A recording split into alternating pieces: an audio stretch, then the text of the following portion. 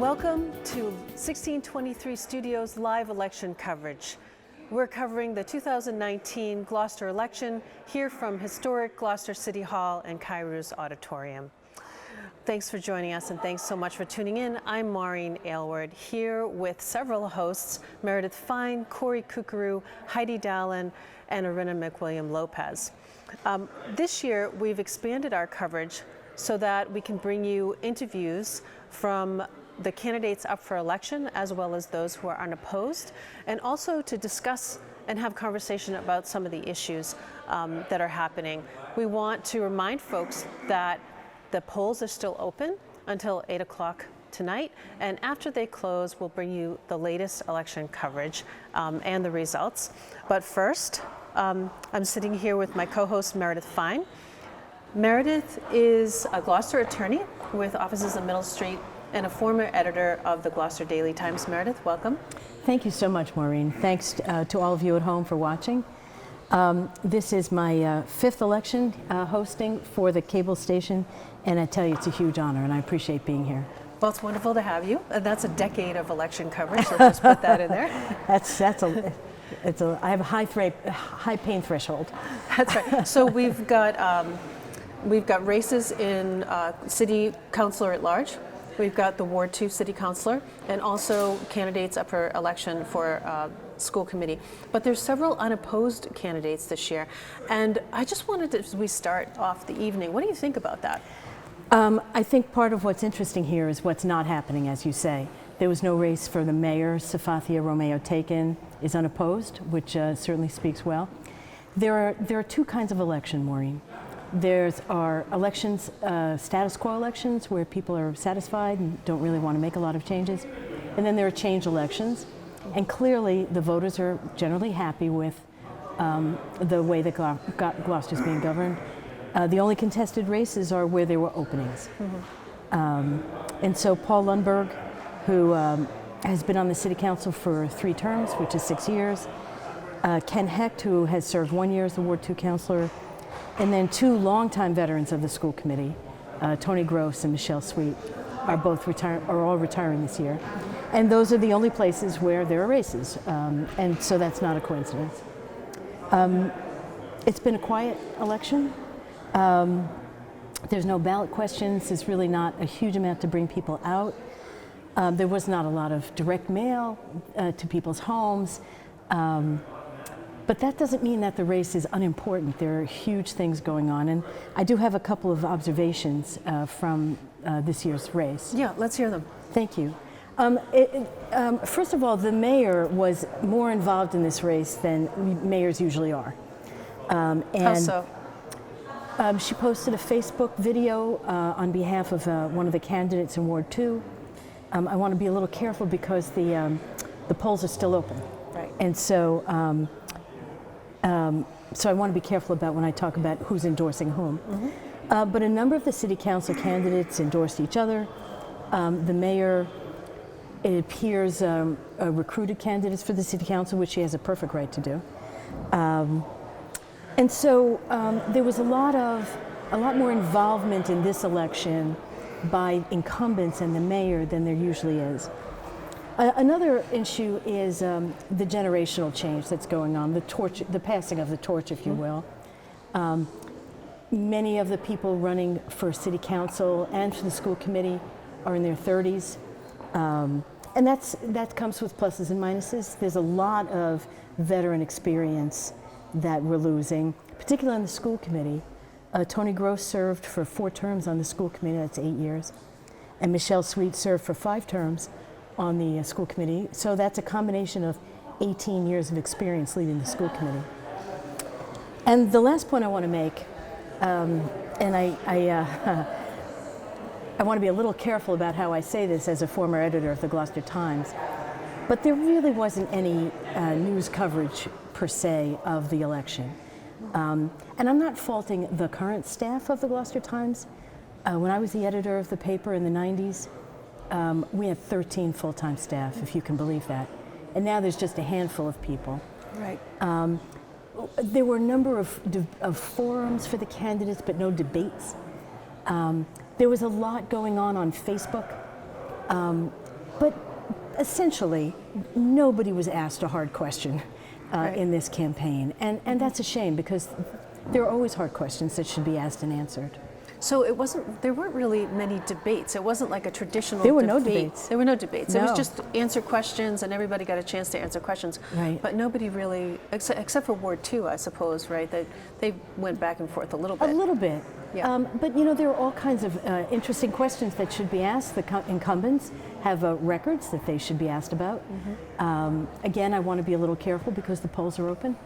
But there was really no, I prefer just a wide open debate with a strong moderator and just let them go and ask each other the questions, because nobody can ask a harder question than an opponent. Right, right. Well, I mean, that's all great insight for the overview of the election. Let's introduce our co-hosts.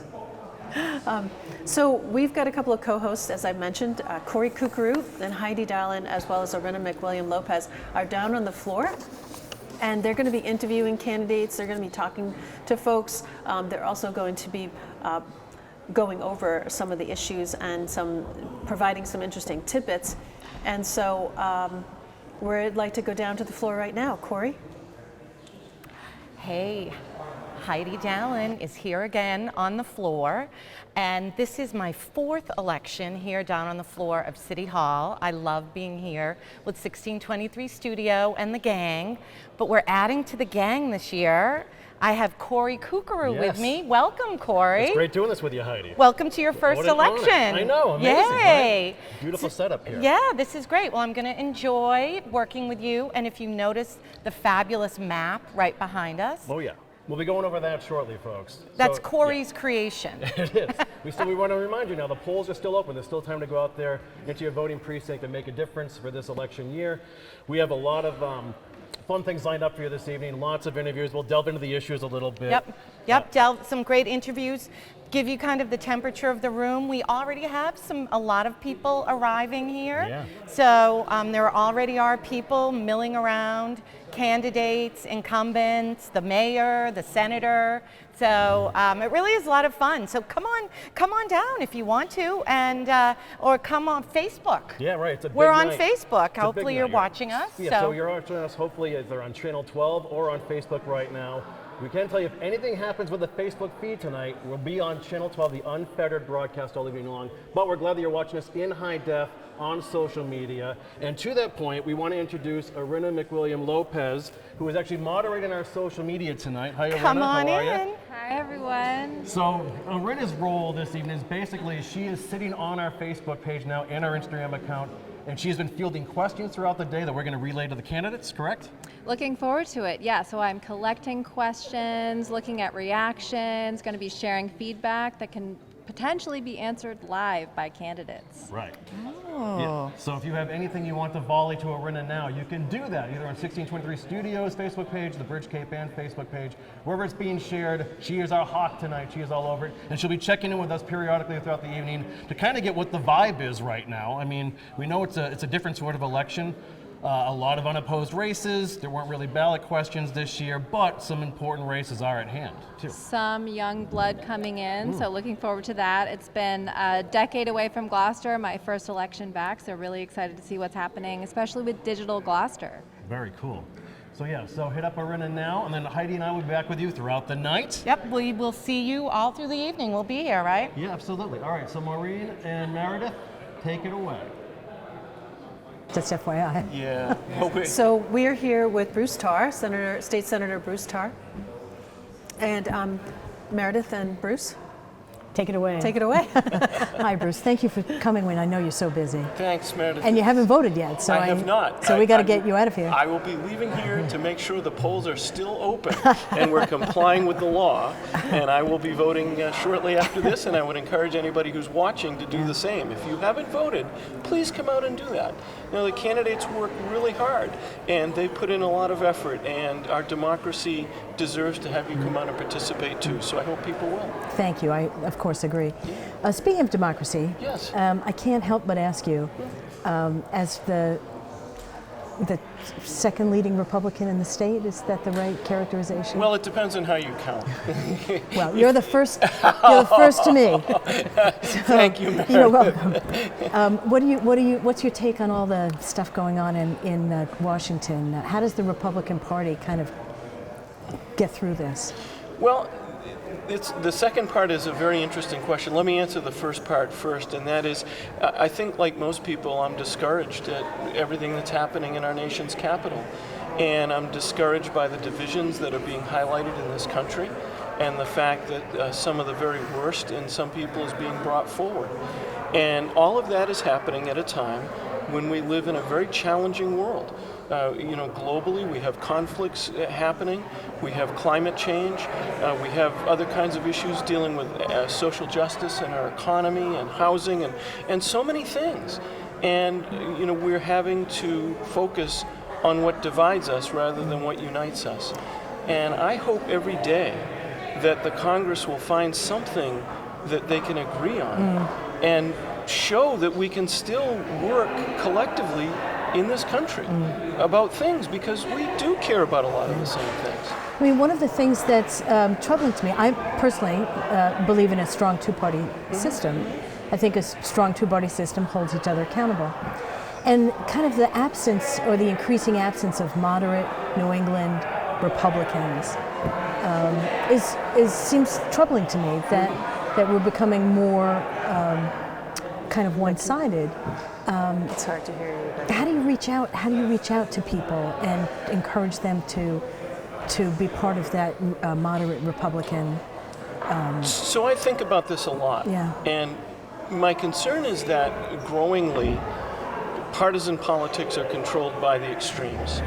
And I think about the average person who isn't on one of those extremes, who looks at what's happening and says, I don't want to be involved in that. I want to be involved in something productive, collaborative. I may have my views, and they may be strong, but I don't want to go into a situation which is constantly divisive and constantly caustic. So I think the answer is, how do we reach out to people who care deeply about our communities and our country and find some things that we can all work on together?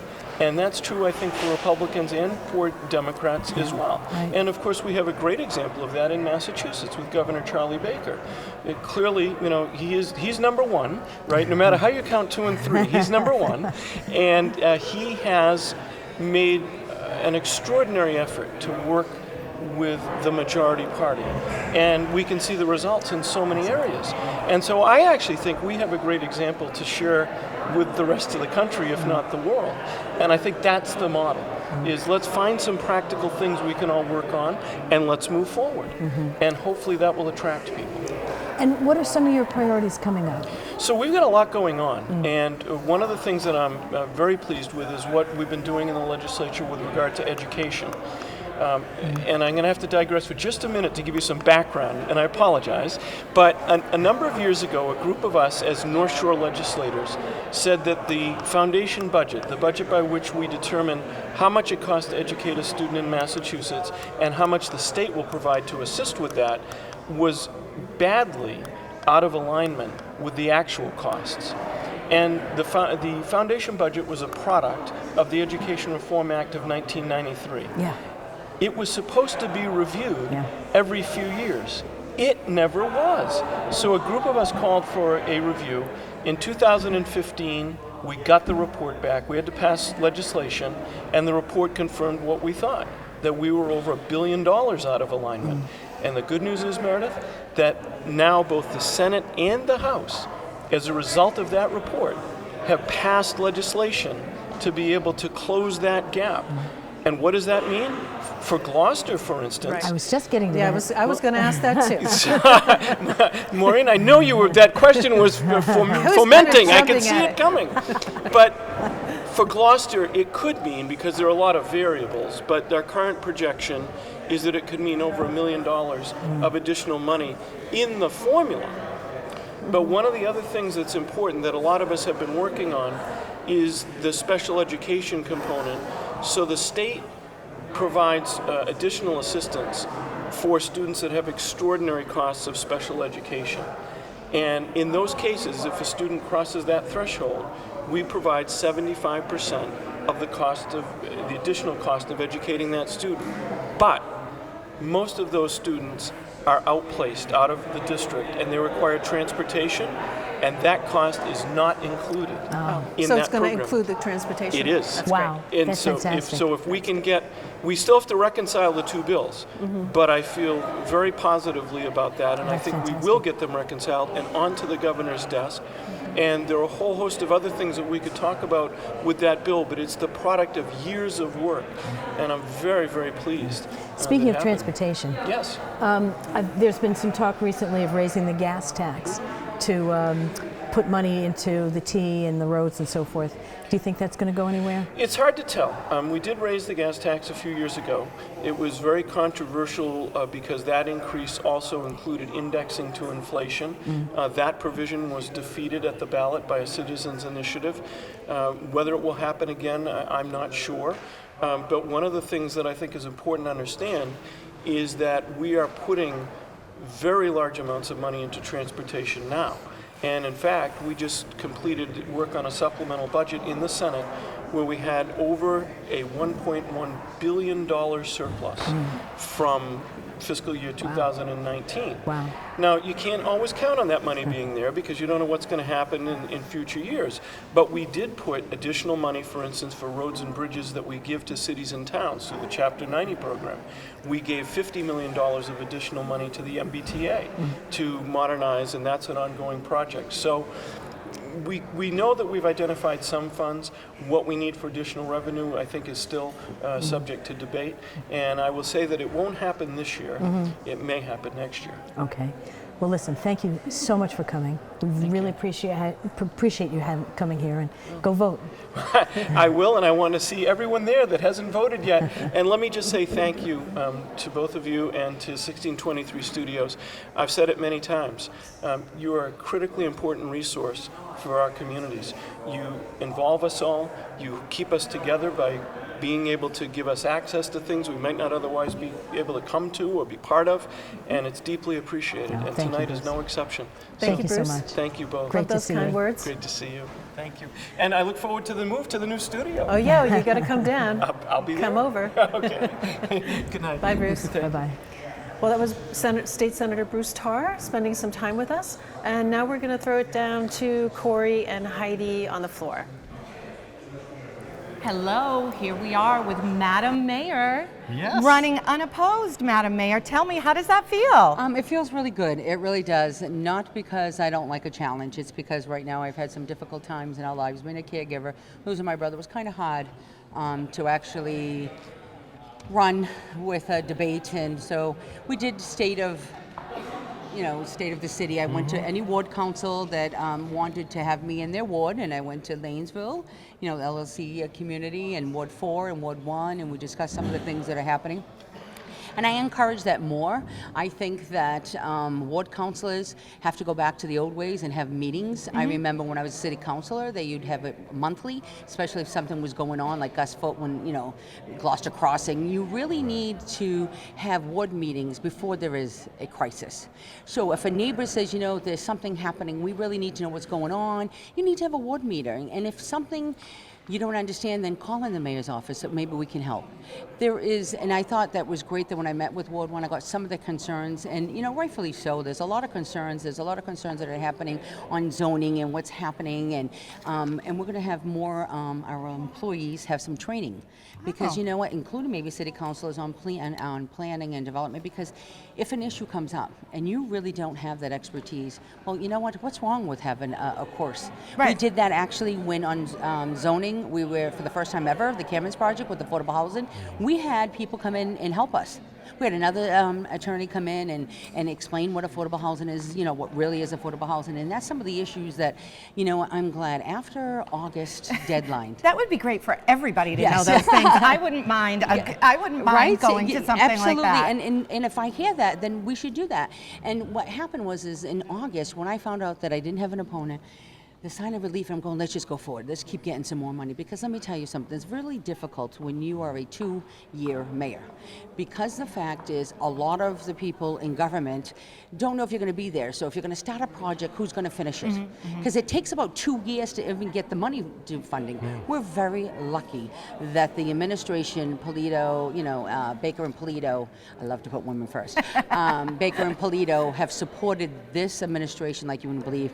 But I have a team, and I'm going to, I took some notes because I'm so excited about some of the stuff, in the next 2 years, So is this what you think are the issues to cover? issues. The most important things that you want to tackle during your next affordable housing term? is number one. Zoning, the spot zoning that's happening is number 2. The senior population, where are they going to go?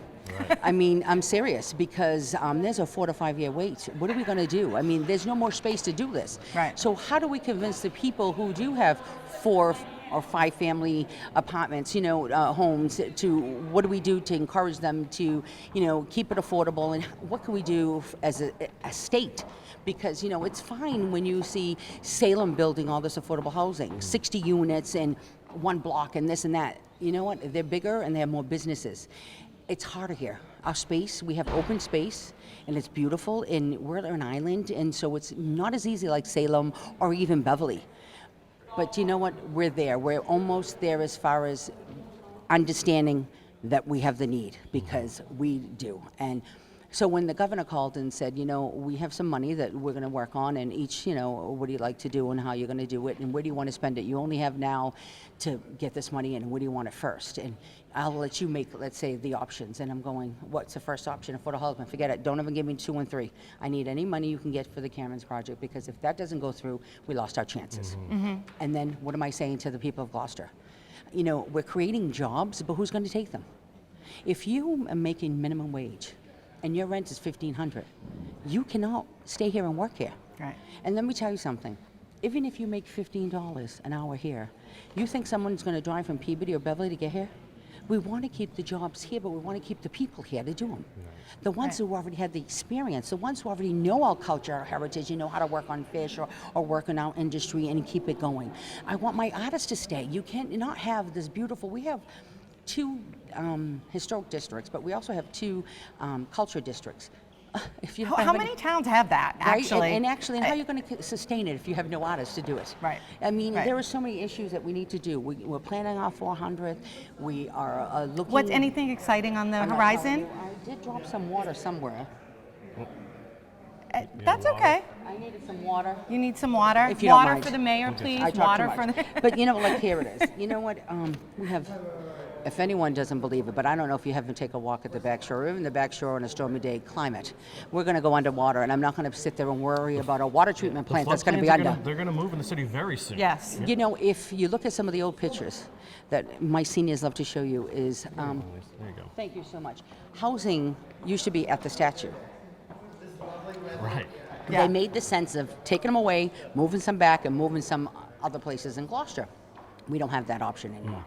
We have to worry about what's going on. And how can you tell your waterfront people that you need the infrastructure and you need to build, but on what? Right. To be torn down again? That it's not going to be able to on the climate? So we're working on that one. And you know what, we're lucky too, because we have Senator Tarrant and Margaret. So when they say we have all these different kinds of pools of money that's going to go and we need to spend their budget, what do we need to do? We meet monthly. And so if I say, okay, we need it here, because we do need to look at our dams, because you know what, no one's looked at them for 100 years, and just like our infrastructure. Just like the bridges. Our buildings, yes, our buildings for 50 years, no one's touched them, and we have that plan. We've been doing that. We started, and we were like, I never want to say whatever. Every administration is a great administration, but let me tell you something. My team in this administration has worked to bring us forward, and we are going forward. We are better than we came in. And that's why I wanted to run, and I wanted to continue to run, because I saw the team that we have. I actually, as a city council, appointed some of my teams, your department heads. I appointed them, and I didn't see them. I saw them like in a standstill. When you work for someone for so long and you just keep getting down, someone needed to come up and say, you know what's going on here? Let's move it. And we also took courses, and I took them on I kidnapped them, took them on a boat so they couldn't come back, to find out what do we need in this city. And how do we go about doing that? And the first thing was an open door policy, because people who come in and their ideas are phenomenal, and you don't think about it. You don't think about, well, you know what? We have engineers out there that are retired and want to help. We have so many people out there. You've got scientists, biologists. Look what we're doing with the GMGI. I mean, look at in Gloucester. That's amazing. People come from Gloucester, all over STEM, the state. STEM, what we're doing in Gloucester, and we're expanding on what a dream someone had at a round table. Isn't that how the Fisherman's Wives started? Isn't that how STEM started? Robotics, all of that is, could we do it? Why not? Why not in Gloucester? And that's what my team's all about, is why not? Who says we cannot put Gloucester forward and still have our culture and our heritage and still make room for more? It's the affordable housing, it's the watching our seniors, because all the housings that we have here are 4 to 5 year waiting list, which means they're either going out of town or they're being forced prematurely in a nursing home. If you see what we have at McPherson Park, and we just got more money ever, we haven't got it in like 30 years, he said, what we're doing there, it's like the first floor is going to be like a pre-assisted living. That's amazing if we can get that in all the complexes. That means you get to stay in your home where you get the services, instead of going to a nursing home. So we're doing that. We are doing things on our website. Look for the new one coming up. Oh. Yes, I'll give you that little hint. The new day website. of inauguration, the day of inauguration, you'll be surprised. Oh, I can hardly wait. You can see the click fix, where you can put your troubles in and see where your road's going to be repaired or what's going on. So we're actually responding quicker. We have so many different things. Do you realize that a lot of people don't realize that when we have the rave that we talk about, do you know that you can go online and put all your information? So if you have a parent who's living alone and you know they're allergic to all these things, you can put it in, so when that 911 calls from that home, I remember when this was implemented. it will come up saying, Jane Doe, 86, lives alone, allergic to this. Oh. Or we know we have different people in our community. It could be 5 families in a 2-family home. We need to know that, because we need to look for everyone's there. So if someone's saying, okay, this is a 2-family structure, so we already got 2 families out. No, we need to look for more because so-and-so said so. So we're protecting everyone, including the people who protect us. Because you don't want them to run into a fire thinking that there's only 2 families and someone screaming help and there's someone else. We need to look and we need to know. We're working that. So our fire department, our police department, with the administration, we're working so closely together to make it better Gloucester, to make it a safe Gloucester. So what are we doing? Are we going to get different dispatch? How do we get it faster? Who does the 911? Can you really get it? So we're doing all of that. So, we're working on a new harbor plan, and we're working on all those wonderful issues to figure out what we need to do with our harbor. Well, one question I did want to ask you, Samantha, is now that we're going to have some new faces, right, serving the public, we're going to find out tonight. How do you help them get acclimated to their new roles, and how do you cooperate them here at City Hall? Well, first of all, let me tell you something. I know that a lot of people are saying, well, she had no one to run against, so she didn't have any debates, so she was recruiting people. There's nothing ever wrong with recruiting people to run for office, okay? But let me tell you something. You can't push or make someone do something. They had to want to do it. So congratulations to everyone that's running, because it's so easy to talk behind a mic or behind a computer and social media to say these things, but it's wonderful to actually have these great people, younger generation, because you know what? I'm getting old. Well, I know I'm gorgeous, people, but I'm old, and I'm getting, I know, but I'm getting older, and you know what? It's nice that what we all knew when we first came in. So how are you going to learn if you don't start? And so everyone tonight, to me, is already a winner, because they already accomplished. They're here on election day. Their name is on that ballot. So you're already winners. And you know what? There might be 1 or 2 that might not be able to get in, and don't give up. But some of them already started projects. And you know what that means for the city? Some of the things that we didn't even know. You have Ida Shaker that started a project already that we should have implemented, and yet we haven't as a school committee. And it should have been done, and now it's going forward. So I think we all won already. Right. It's very brave. Anyone that goes out there and puts themselves on the line to run, it's very brave. And it's very brave to work with my team, with me. I'm telling you right now. I have Vanessa and Enza that are in my office, and you can't be screaming. I mean, when you talk about open door policy, it echoes. It really does. I don't shut the door unless we're having a meeting. And you know what? I really want to thank my team. And you know what? The infrastructures that we're working on, the buildings we're working on, trying to make it better. This is the closest any administration has ever worked with the school department. We've never, you look at our budget, there's never no back and forth or, oh, this one's going to shut down or we're going to, never. We always work together. And if you have something, school loans it to us, we'll loan it back, we'll give it back. What can we do? What are we not doing right? And how can we do it? And the same thing, like when the 2 schools, I want to bring it out to the people. I can't put it on your taxes unless you tell me. Right. And what's the consequences after? Your child don't get a new school. It's up to you to decide what we want and really how much it is. And this is what I want to teach. So before, hopefully when it goes on get to that stage where it does go on the ballot, we have an educational program of really what it's going to cost, really what it doesn't mean, and what we're going to do for it. And why do we really need it? Because people said, it's not about the buildings anymore. It is. It really is. Sometimes, you know what? It is the structure. It really is, because you can't get the Wi-Fi, you can't get the technology. If it was like when I was in school, you had the ruler and it tapped it with yourself and everything The else. overhead projector. Yes, I mean, that was fine, but there's a lot of things. And you know what? Our teachers deserve to have a school where they can teach better. I'm not saying that our teachers aren't great, because they are. But can you imagine when, look at the teachers at West Parish is all smiling.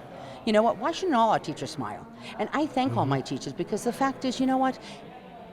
I see it in school committee. I see what they do. I go into the schools. I've been involved before I was even city councilor.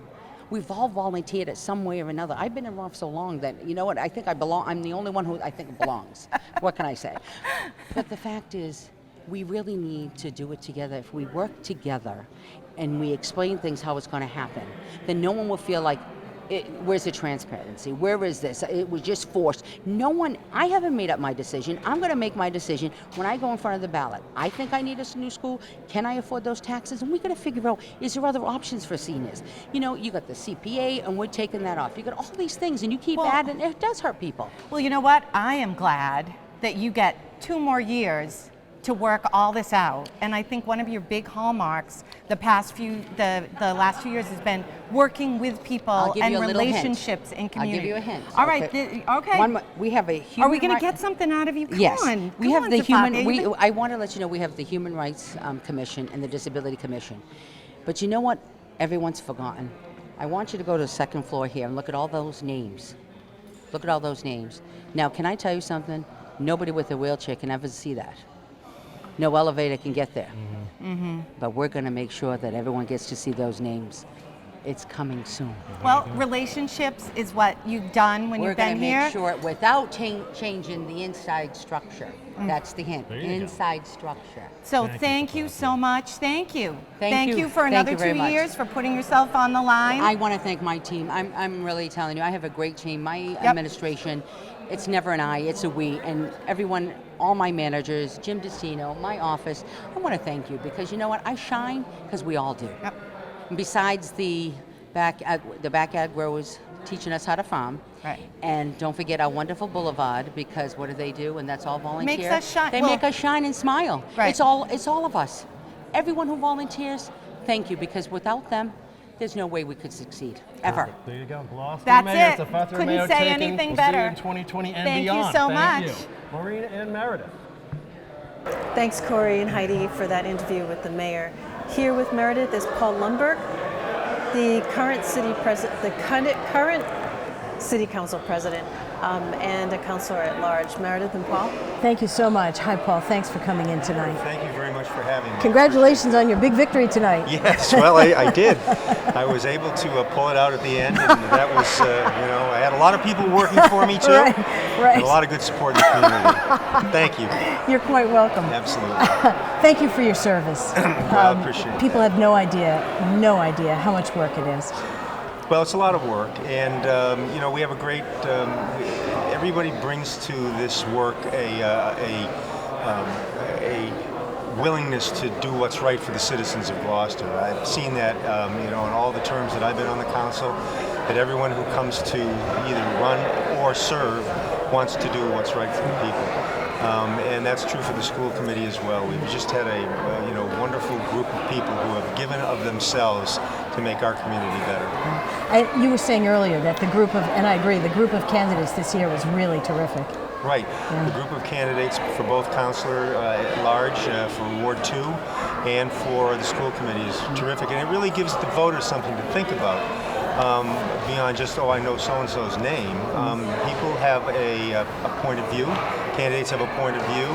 And the voters are smart enough to pick up on that and really make a decision. And there are decisions to be made in the polls today, and we look forward to seeing what those decisions turn out to be. So tell us a little bit about what the City Council President does. So the City Council President, under the Charter, really is the presiding officer of the legislative body. The Charter gives all of the executive authority in the city to the mayor, and the council, of course, is the legislative body and approves the city's budget. Within that, the council are the committees that do all of that, very difficult, detailed work on how the ordinances work and how the policies get put into play. And the City Council President really is kind of a coach and an advisor to all the councilors. The councilors all got elected on their own. Then they select the City Council President, which is a really good way to do it, because they're going to give their vote to someone that they have confidence in, and then you've got to kind of mediate this group. And I was going to say unruly group, but I didn't. Well, I was thinking back to Ab Kambadi when he was the council president, and he had a very light touch with the gavel because his position was, the people elected these folks. I'm not their mother, I'm not their father, I'm not their supervisor. Right. But that must be hard sometimes to kind of keep the meetings going forward. It's hard sometimes, but most of the time we have the conversations about what's possible and what's not possible, and I think that's the main job of the City Council President, to really guide councilors as to what is possible. Because everyone's got a lot of ideas and they want things to happen, and they want them to happen quickly. And so the council president has to kind of guide them, not stifle them, but guide them in a way. And there will be some times where you just have to say, no, this is not going to work. We're not going to embarrass ourselves. But that doesn't happen very often. I hope not.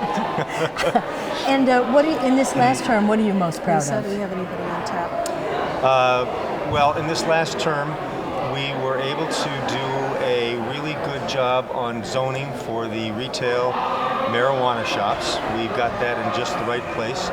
We were able to bring to conclusion the permits for the Fuller mixed-use venture, and that is now happening in terms of construction. So those are the two of the things that I'm really proud of that this council did. When you spoke to the Gloucester Times when you announced you were not going to be running again, you left the door wide open to coming back. Are you planning to run for mayor in 2 years? So we have, as you know, intimately know, Meredith, the current charter has everybody running every 2 years. Yeah. And so I think that's good for the voters in a lot of ways. There may be some reasons to want to think about changing that, but the reason is that every 2 years you get a fresh look at things, and the voters get a fresh look at things. And so, I've pretty much done the city council thing. I've served for three terms, and I'm satisfied that I've done what I can do there. And there are plenty of other people coming forward. And so the only other positions are school committee and mayor, and those are 2 years away. Forgive me for being both a former journalist and an attorney who spent all day in a deposition. Are you looking at running for mayor in 2 years? What I'm looking for is the next step for making this city a better place. And I'm going to devote my attention in the next couple of months to the campaign to persuade the citizens of Gloucester that a debt exclusion is the right thing to do to build a new school. That's going to be my focus until that election happens, which will be hopefully sometime in the first half of 2020. And then we'll see what happens. Why don't we explain to folks what a debt exclusion is and how this process works? Sure.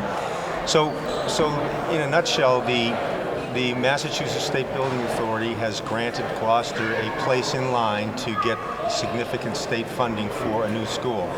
About 40% of the cost of the covered costs, and I don't want to get into the weeds. We, the city of Gloucester, has to raise the rest, and the only way that we can do that is through what we call a debt exclusion. We have our own, the current debt that we have that is capped, and it's capped to only go up 2.5% under Proposition 2.5. So in order to borrow above that, we have to go back to the voters and ask them to approve a specific amount of money. So this will be a campaign to say we need X amount of dollars for this one purpose, and you voters will pay it back through your taxes over a period of 20 years, and it'll cost you this much every tax bill, and that's the deal. And then once it's paid off, it's gone. It's not a permanent credit balance. It's just that one. So essentially, what the voters would be doing is kind of over to the side of Proposition 2.5, saying Yes. this is the money we need for this school, For this one thing. and then when that's paid, it's gone. Correct. And so, are you in support? I assume that you're in support Yes. of the school proposal. Yes, absolutely. And the location The at the Veterans location's School. great. Yes, I think the building of the school, the committee that did the site work and all of the work of going through the many iterations did a terrific job. And these are, again, citizen volunteers who did this because they love the city. They came up with the right place. There are issues like where's Mado's Field going to be transferred to. Those are solvable. We will solve those problems. And we will get a really beautiful school for that neighborhood and for the East Gloucester neighborhood. Which is actually my neighborhood, so thank you. That's right. The only override, the only Proposition 2.5 override to pass, I believe, was for Poles Hill, Yes. probably 20 years ago. Right. And then the city has turned down 3 or 4 other overrides over time. Yes. How do you kind of overcome what feels like institutional resistance Sure. to raising the tax limit? So, from a campaign standpoint, I would go 2 places. I would go first to the people who are the natural supporters, which are the parents of kids in the Gloucester schools and their families and their grandparents, for that matter. And those are the people who are going to be the natural supporters. And then I would go to the people who are against it, and I would personally go to them and talk to them about why this is a good idea. And I know there are people who feel strongly about, we don't want any more taxes, and I understand that. And I would have the conversation with those people about why this is a good thing and why it's going to pay off for everyone. That's great. So that's kind of your next project, is working on getting this Yes. school approved. Yes. And you're also going to become president of the hospital board? I'm not the president. No? I'm a chairman of something called the Patient and Quality Experience Committee of the board. Now, this is the board of what? This is the board of Northeast Hospital Corporation, which is Beverly and Addison Gilbert. Okay. And by virtue of that position, which is focused on making sure that the community hospitals prosper and that the patient experience is one of excellence. And we do that through a number of ways, but mostly it's board oversight to the management on how they're doing. As a result of the Beth Israel merger with Leahy, I have now got a position on that overall quality board for the whole Beth Israel Really? Leahy thing. Again, this is a board position. It's not a paid, professional job, but it will take a lot of Well, time. sometimes those can be more time-consuming Yes, than a they regular can. job.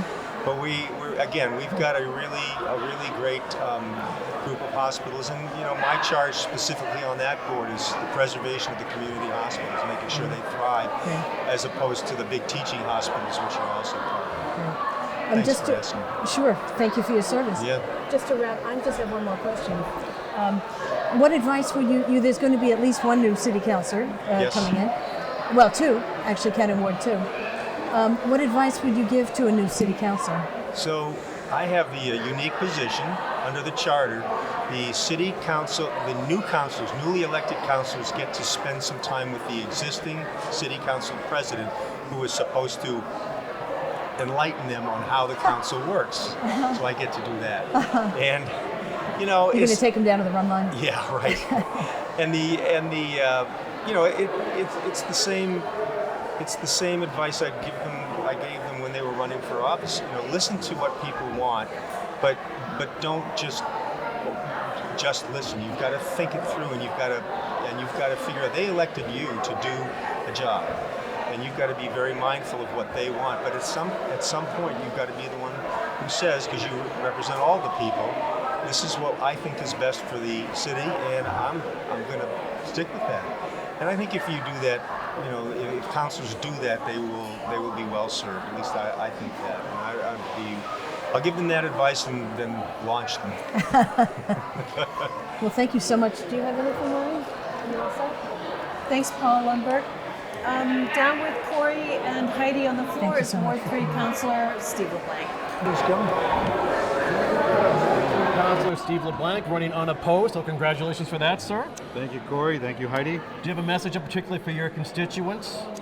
I'm just happy to run. I'm happy to support you guys, and you support me back. and I'm also happy to represent you guys. When I talk about my ward, I try not to say it's my ward, it's my neighborhood, because that's where I've grown up my whole life. So, I know it like the back of my hand, and I'm happy to represent my neighborhood. What do you think the big issues are facing your neighborhood? I'm really lucky with Ward 3. It's really blue collar. I don't want to say it takes care of itself, but people get down and dirty and take care of business. So there's not a lot of issues. We've got the Maplewood School that's going to be coming online pretty soon with some housing. So that's going to be really good to see that complete. There's always some issues at the high school. We've got the Blumen Canal breakwater that's going to be in the works very soon to stop the rising tides from flooding one of our city assets. We're talking about building new schools recently, and to build a new high school would be $100 million plus. So having a wall to stop the tide coming in from destroying one of our city assets is a big thing for Ward 3. So there's really not too much that the ward has coming forward right now, but it's always nice to bring people in to bring up issues so we can address them and hopefully overcome some of the things that come before us. Right, now you're unopposed, but you have some big races tonight. Ward 2 right next door to you. Yeah. Of course, school committee and at-large councils. I thought you had a really cool post this morning, just encouraging people to stay involved no matter the results tonight. Stay involved. Last time I was up here a few years ago, I encouraged people to step out of the box and run for an elected office. Get on a board, get on a committee. When I first became a city councilor, what thrusted me into this position was I had my ward councilor at the time come up to our neighborhood. We had a little issue. It really didn't get resolved. So I kind of got appointed by the neighborhood to help resolve the issue. I came down, I went to a planning and development meeting, just little old me, and we sat down, we talked to planning and development. We had the issue resolved. It took a little bit, but I felt accomplished, and I said, wow, I was able to go down and have something done. So it kind of thrust me into this, and I says, I'm gonna run for my ward or my neighborhood. I ran and I went to, I think, every street in Ward 3 except for 6 that year, and I was disappointed I didn't get to all of them. Wow. So I was kind of happy that I went through that, and so if you don't think you can make a difference, come down, talk to somebody, and you can make a difference. One person can really make a difference. One person, and so that's what really put me in this position, and now I never thought that I'd be finishing up my 8th year, going into my 9th and 10th year as a city councilor. Wow. Yeah, it's a long time. It says a lot. Yeah, and I enjoy it. I really like doing it. I'm a fabric of the community. Yeah. I'm not a suit and tie guy. Yeah, this is who I am. So it's real nice to get up there and represent, the people, because that's what I consider myself. We're all citizens of Gloucester, and nobody's bigger or better or worse. We're all trying to get to the same thing, and I'm happy to help people get to where we want to be in today and tomorrow. Well said, Steve. So Yeah. congratulations once again. Thank you. Enjoy the great holiday season in 2020. I'm looking And forward we'll to see it. you in 2 years. Yeah, we'll Hopefully. see you. Yeah. We'll see. I'm gonna take these 2 years and sit on them for a little while and reevaluate things with my family after this. My children are grown now. It's not a part-time job like it's supposed to be. Now with social media and have your access to your cell phone, It's a lifestyle. it's Right. 24/7 that you do this now. So like I said though, I wouldn't have it any other way. I enjoy doing it. So I'm looking forward to representing the ward, representing the city, and helping the new council that comes in to achieve some new goals. I know that we've had some really good leadership over the past few years, and we've kind of become dependent on other people. And I think the city council needs to take a step back and be a strong city council. I'm not saying that we're not strong now, but learn how to be city councilors and make motions and write orders and not depend so much on the mayor's office and the clerk's office, and just kind of really step up and be city councilor. There So you go. looking Thanks forward again. to helping everybody with my knowledge. I work with some really good people. I work with Bruce Toby, with Jackie Hardy, Paul McGarry. I work with Paul Lumberg. I work with Greg Berger. I work with Bob Weinott. So I've got a lot of institutional knowledge over the years. Well, and now people are going to say, I worked with Steve LeBlanc. He showed me the ropes, right? I hope so. I hope so. That's what it'll be this year, I think. Yeah, Well, I we hope appreciate so. your work, Stephen. We appreciate your time tonight. So Thank you. enjoy yourself. All right, and Corey. congratulations Thanks once again. Thanks, Corey. Thanks, There you Heidi. go, I bud. appreciate You got it. it. Ward Thank 3 you. Councilor Good to Steve see ya. LeBlanc. Back Thank to you. you, Meredith and Maureen. Thanks, Corey, and thanks, Steve, for that. Up here with Meredith, we have State Representative Ann Margaret Ferrante. Meredith and Ann. Thank you, Maureen. Hi, Ann Margaret. Nice to have you here. Hello, Meredith. How are you? It's great to Good. be here tonight. Ann Margaret is our state rep for Gloucester, Rockport, and Essex, Yes. and also committee chair down in Boston. Yep. I chair the Economic Development Committee, and I'm proud to report that today we had a hearing with the Lieutenant Governor and the Secretary of Economic Development, and they presented before us the Economic Development Plan for the Commonwealth. And as you can imagine, I was quite vocal about making sure this wasn't a Boston-centric plan, but that it really talked about the communities such as Gloucester, Rockport, and Essex, the fishing industry, agriculture, and things that we're most interested in to create jobs. Now, as a committee chair, you're really at the table, Yes. right? Yes. So there were about 9 meetings, regional meetings on this plan. In addition, there were a number of plans. I sat on the Planning Development Committee for the plan, so it was interesting that I was part of planning the plan and then having it brought before me at the committee level, and now we'll draft a bill that reflects the priorities of the plan. And your committee is also in charge of sports gambling, is that Sports right? betting, yes. Sports betting. We Have you been working on uh, that? We have sports betting, we have casino gaming, we have horse racing, life sciences, fishing, agriculture, and wow. all of those. But yes, we've been working on sports betting also. And how far along is that? So it's an interesting. You're gonna put a casino down at the Tool Company? There'll be no casino on Cape Oh, Ann, so okay. I don't even want to start that rumor because I have heard it before. But in addition to that, the sports betting revenues in each of the states that have already passed it have fallen shorter than expectation. And so I'm concerned, looking at New Jersey's numbers, I'm concerned that we don't put forward a bill that requires taxpayer dollars to subsidize sports betting. Excellent. So if they can show me in the numbers, the advocates for this, that we would be on the plus side of it at the end of the day, then we'll definitely take a look and move a bill, be closer to moving a bill forward. But as of right now, it's really close in terms of will this bring in enough revenue to pay for itself? Now, I have to ask you a political question. Absolutely. You are very strongly in support of Joe Kennedy Yes. and his race against Ed Markey. Yes. And you are among a handful of people of state legislatures who did not endorse Markey right out of the gate. Yes. So what is that support for Kennedy based on? So let me tell you, first of all, I think Ed Markey is an excellent person.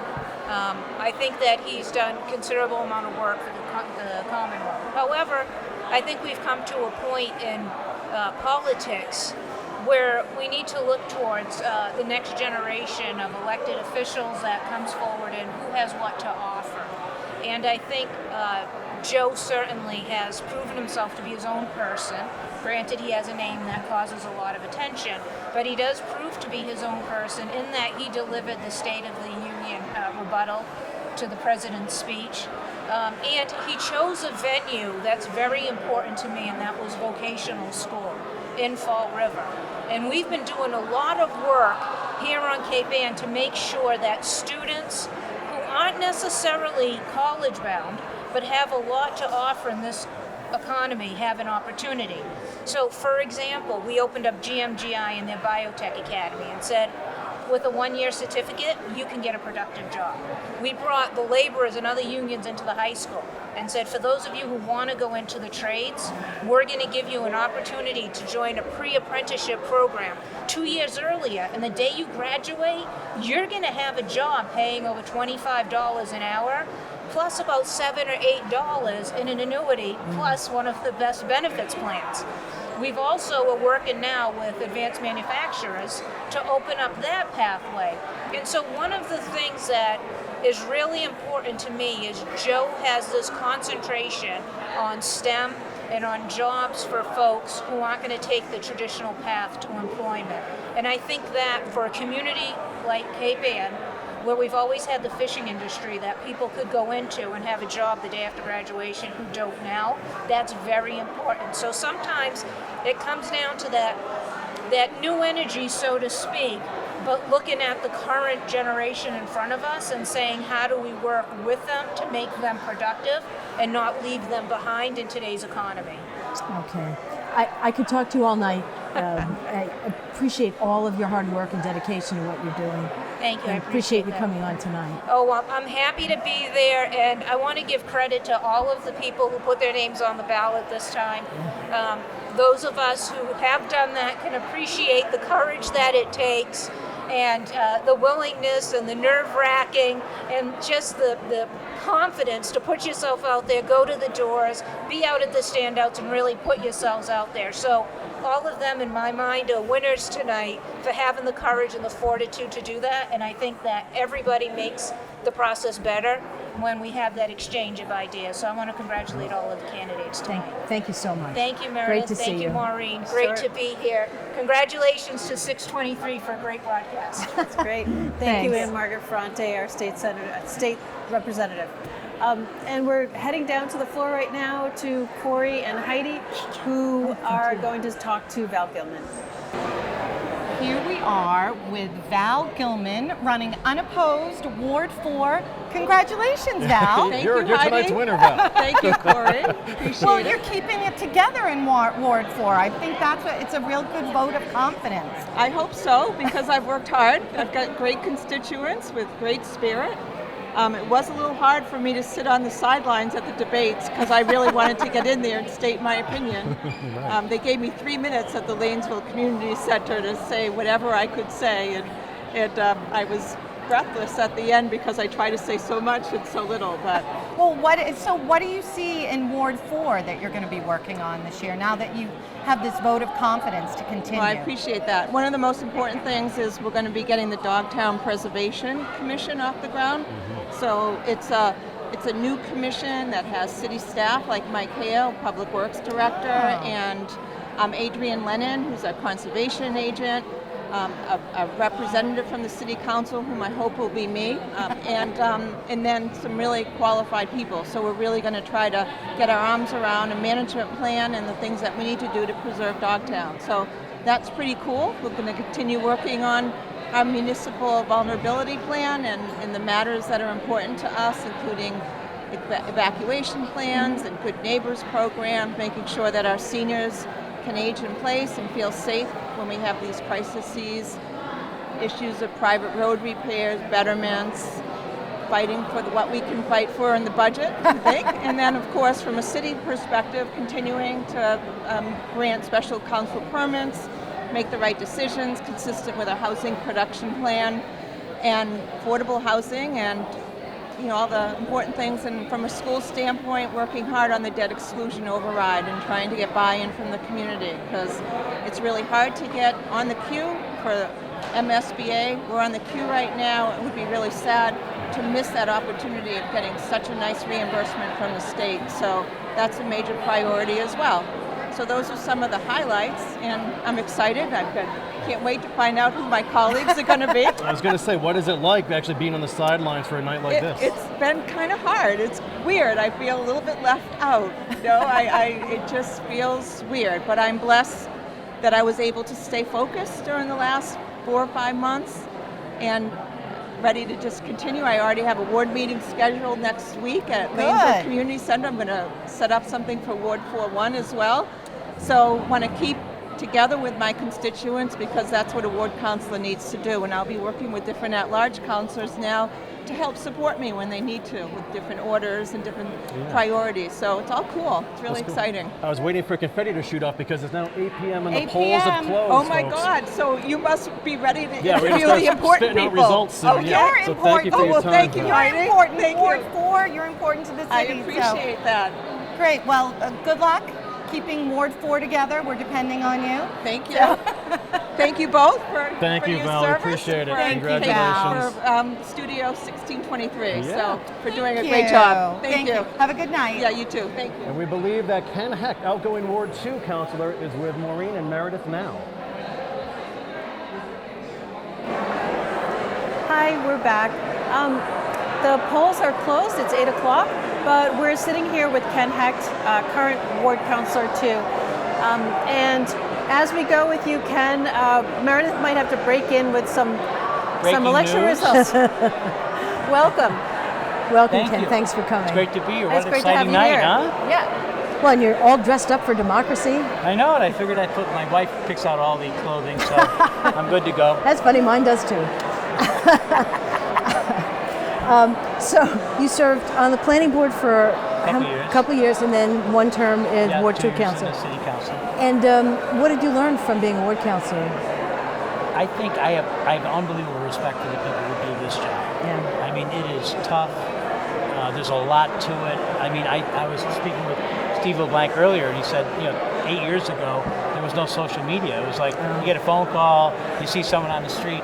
Now it's Facebook, it's this, it's response time, it's email, text. I mean, these people who are doing this job are working so hard, every single one of them. Yeah. And it's amazing to have experienced this and continue to experience it through December 31. We got to run through the tape.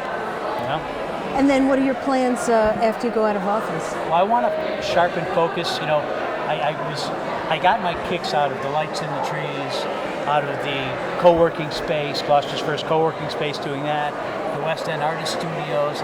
These kinds of things are really exciting to me, project-based. There's a vision, there's a plan, there's execution. And so I searched my soul and I said, that's really more what I want to do.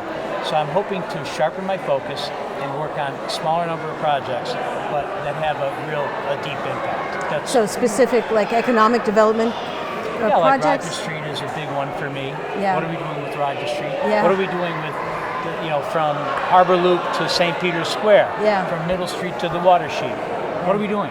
Do you have, not to get overly granular, but in terms of I-4C2, that parcel between the Gloucester House and the building center, is that specifically on your mind or not specifically? What happens is, as you know, that's in the DPA. Yeah.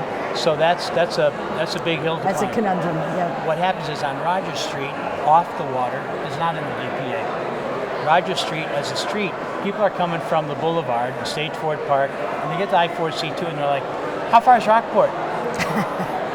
We don't want you to go to Rockport. I mean, I love Rockport, but we want you to stay here. So the point is, Roger Street can be landscaped, streetscaped, electric poles come down. We can do rezoning off the water so that the rear end of CVS, the rear end of Citizens looks like the front door, not the back door. Yeah. Can you imagine, 3 or 4 story buildings overlooking the water? We wouldn't even touch the DPA. Well, it's interesting because I wasn't here when they did urban redevelopment, but urban renewal. Thank you.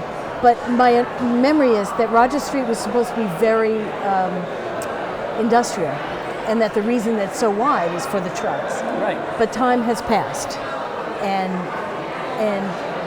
what was done then may not be necessarily, I'm not trying to put words in your mouth, but may not necessarily be what works now. I think we can all live together. I mean, everything that is ever going to come out of my mouth, I will guarantee you, it's either going to be neutral or positive to the fishing industry. I go to the seafood show every year. I know a lot of the fishermen, and I'm really, the whole idea is to grow that business and to have other businesses grow too. Why does one business segment have to shrink because someone grows? So it's not That's a ridiculous. zero-sum pie.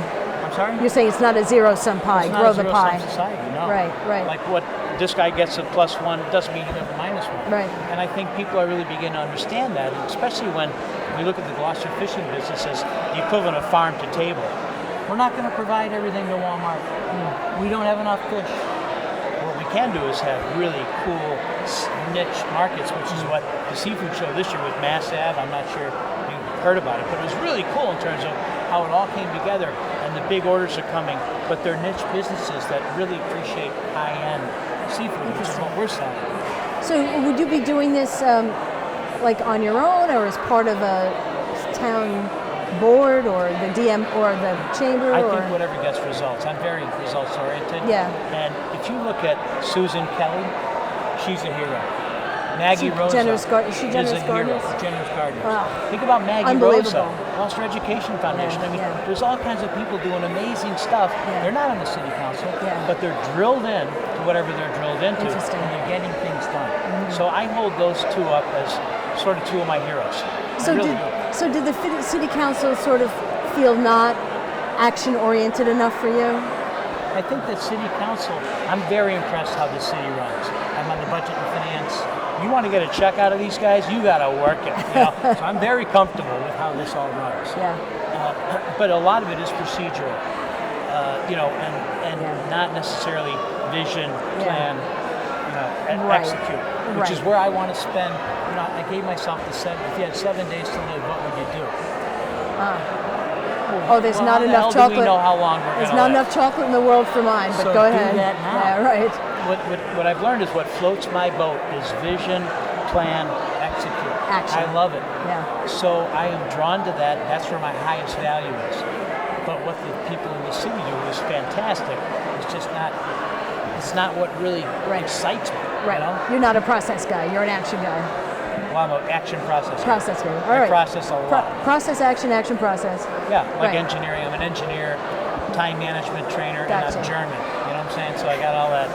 Oh boy. I'm a mess. Oh boy. I'm a duelist We're going to get mess. your wife on next. Exactly. Well, thank you so You're much very for your welcome. service. Well, we're going to have some results here very shortly, We are. Okay. and the place is going to go nuts.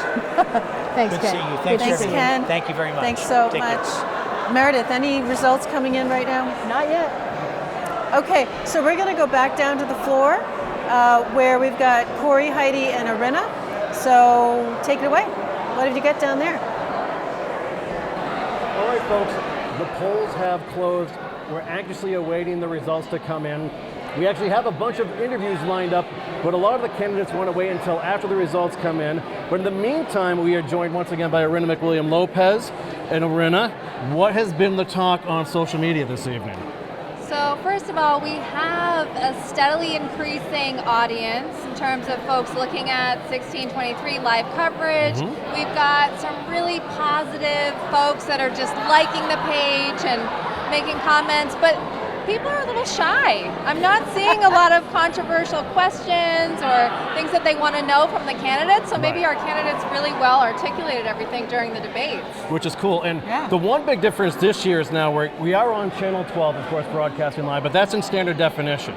The reason why we wanted to have this on Facebook tonight and Instagram too, we popped on here and there, is just because of high definition imagery. So this is the first time 1623 has actually done that. So that's cool. But Corey, you're in high def, huh? it's a blessing and a curse, folks. So I'm wondering now, as we await the results, what the vibe is going to be afterwards. Is it going to be, we're going to be hearing from the disappointed? Is it going to be the rah-rah stuff? I wonder how much, we've heard a lot of the people that we've talked to tonight talk about just the cohesiveness and the cooperation, and they're just happy that people want to participate in local government and local politics. So it'll be interesting to see how that actually plays out tonight. Yeah, and I think I'm seeing a lot of voters that are directly engaging with the candidates of their choice. So I think that's where we're going to see a lot of the feedback. A lot of them have received positive encouragement, great photos today, people braving the rain, but it seems a lot of the voters are just going directly to those candidates. Right. And we can't say, there are just the three races tonight. Now they're important, but it's at-large, councilor, school committee, and the Ward 2 race. And you can see the crowd's actually formed here tonight. It's filled up within the last 10 minutes or so. Much earlier, like from past years, I feel like the crowd has come in much earlier. Really? Yeah. I feel like there was a big crowd pretty early. So I think they're all waiting for the results. They all voted, and they want to be in the room where it happens, right? Interesting, yeah. Yeah. Right. And there's it's a who's who out here tonight too. It is a who's who, isn't it? I know. So, I know. And the cool thing is, like, well, even while Arun is here, it's cool to point how many people are actually on social now in the crowd watching us do what we're doing tonight. So yeah. Yeah, if you're in the crowd on social, let us know. Yeah. Give Arena a shout out so we know. Okay. Thank you. Yes. It's lonelier on social media than right here, which is kind of ironic. Well, the cool thing now is the one way daylight savings works for us, it's darker earlier, it's colder, so more people are online and watching tonight. So we hope we're giving you a good viewing experience from home or the bar, restaurant, wherever you're at tonight. We know there's a lot of watch parties going on, and this is a great night, and I think we're just trying to set the table here at 1623 for what promises to be a much larger election 2 years down the road. But we're super happy to be doing this for you. We're doing a lot more live coverage now. Aruna actually hosts your own show on Instagram Live. You want to talk about that for a second? Yes, it's all about the new economics of the future, and how business owners here can make a huge difference in terms of what our community engagement and collaboration looks like. Right. So thinking global, acting local.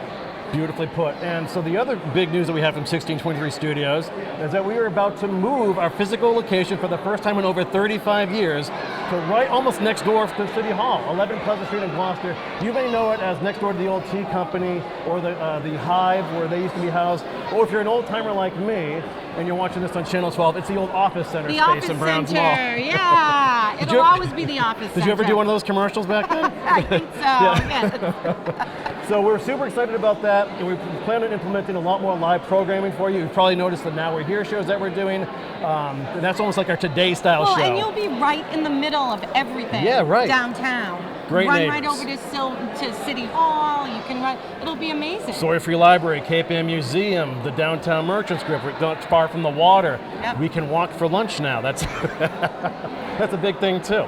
So we're really looking forward to that, and we'll also That's what's most important to Corey. Well, you can walk for lunch. This doesn't happen on its own, folks. And the other great news that we have to share is that we're probably going to start a daily live show from the office space at the new studio space that is at 11 Pleasant Street. We have a tentative title working on that, but hopefully the two of you can actually be regular contributors there as well. Absolutely. Just have a mug, talk local shop for a bit, and enjoy ourselves that way. Sounds good. If you take me to lunch, yeah. Well, there are plenty of options now to go. So, all right, are we good up on stage, Becky? Okay, we are. All so right. let's kick it back to M&M, Maureen and Meredith, with our next guest. Go, ladies. Hi, we're back with Kathy Clancy, a candidate for re-election on school committee. Welcome, Kathy. Thank you very much.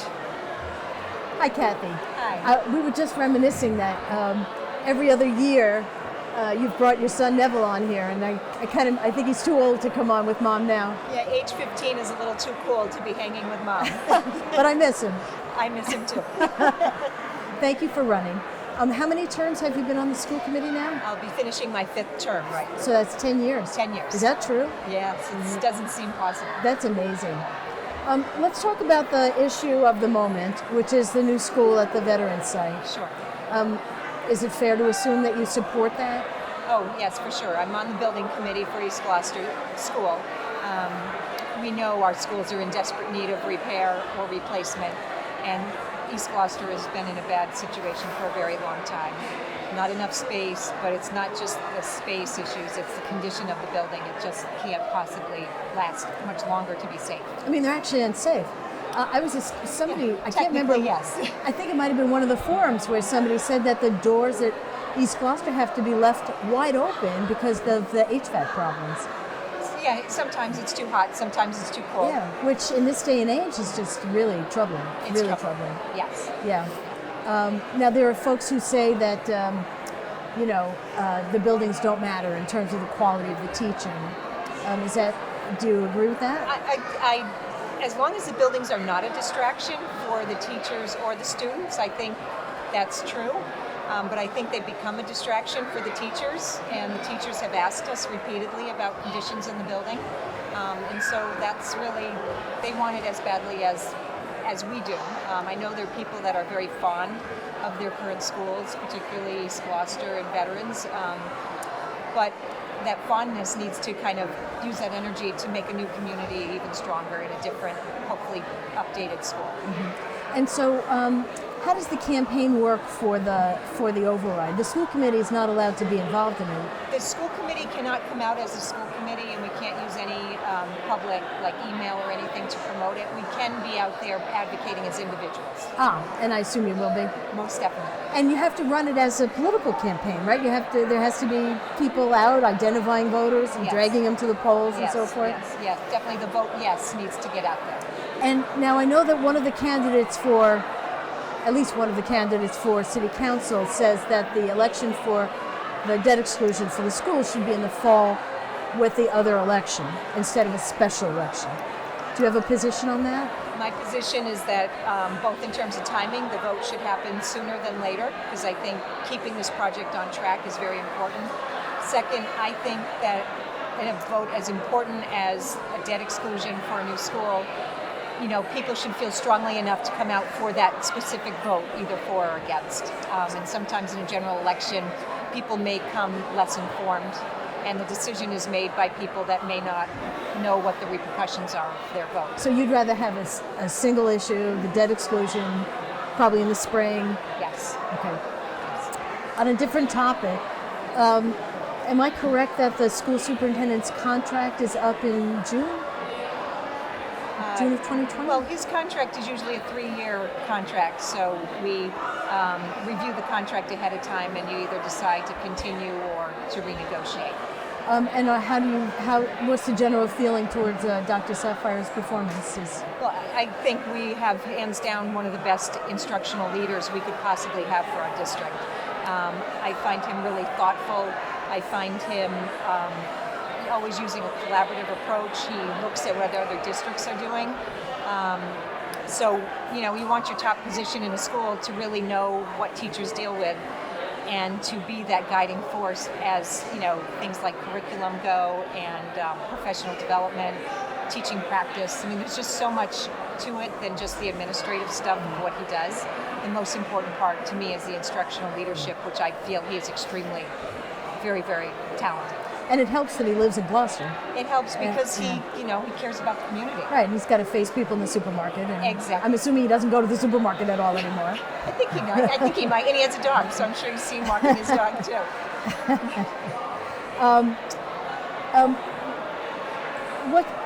There's quite a lot of veteran experience leaving the school committee in Tony Gross and Michelle Sweet. Yes. What advice would you give to new school committee members in terms of getting up to speed? I think getting up to speed, reading the last couple of years of minutes from our meetings, definitely being well versed in Robert's rules and in our policy manual, I think will give them a good head start. I know some of the candidates have been coming to some of our school committee meetings, so I think they'll have a better way of getting acclimated. It's a learning curve for any new person. It is. Now, one of the subjects that's come up repeatedly in this campaign season has been school choice and the outflow of students and money that goes with the choice. What's the plan for addressing that? Well, we have been addressing it, and the numbers of school choice have been coming down. I think less and less families are choosing to go to other schools than ours. We just continue to keep doing things that improve our district, and hopefully people are informed and make a choice based upon that information. Our elementary schools are doing better than some of our surrounding districts, and I don't know if everybody knows that. So we just keep trying to get the good word out, and also just keep the good work going so that the parents are talking about it and the grandparents are talking about it, and so our kids are proud of the schools they go to. And what about this idea of regionalizing with Rockport? Is that actually a possibility? We're in discussions. I know any regionalization would take a while to, how does it work? What are the benefits? What are the drawbacks?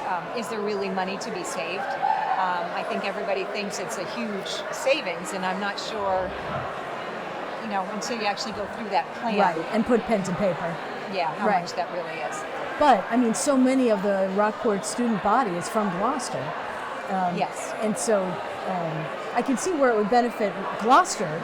Yes. Right? I don't know how Rockport's it's hard to tell how Rockport's going to feel about it. Well, I think Rockport's in a situation that at certain grades, like middle schools, they have to, they would not be able to offer the classes that they do offer because they wouldn't have the student body to do so. So these are all fascinating, complicated questions that we're not going to be able to answer tonight. Correct. But is there anything that you'd like to say while you have the microphone? Well, the results aren't in, so I'm hopeful that hopefully I'll get another term on the committee, and I've really enjoyed serving on the school committee. It's very rewarding in so many ways to see our kids succeed and to deal with some challenges. So hopefully I'll be back at it tomorrow. Thanks, Kathy. Thank you so much Thank for you coming. very much. Thanks for So coming we're on. going to go Really down. appreciate it. Yeah, thank you, Kathy. We're going to go down to set B, where Corey and Heidi are with James Pope with some election results.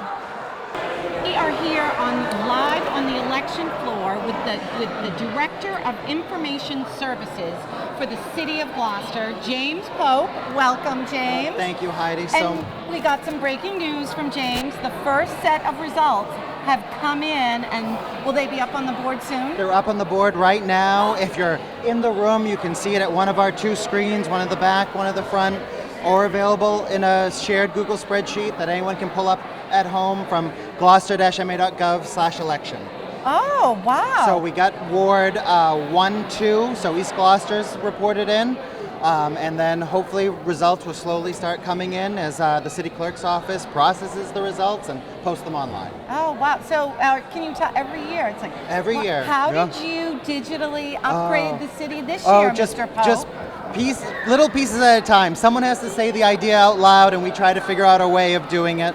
2 years ago, last election, we had a big crowd around the screen up at the front of the room. We had a piece of equipment already in this room to make available at the back, and you can actually, for those of us in the room now, we can see a nice little split of front of the room, back of the room, so we're happy it's being used and appreciated. Oh, cool. And that Google spreadsheet, anybody can access that? Anyone can access it, pull it up from home, and 1623 sending this out live this year. Very exciting to us. We're real happy to have them as a partner, and we feel like these two things just kind of go hand in hand. So James, I have a question. So Sure. Are the votes at each of the voting precincts, are they already tabulated and then delivered here to City Hall? They're tabulated in an electronic voting machine. It's a lot like that Scantron machine when you filled out bubbles in high school. Right. Processes through and literally ends up on a flash card with paper backup, delivered in person, and then processed by the city clerk right here. Very nice.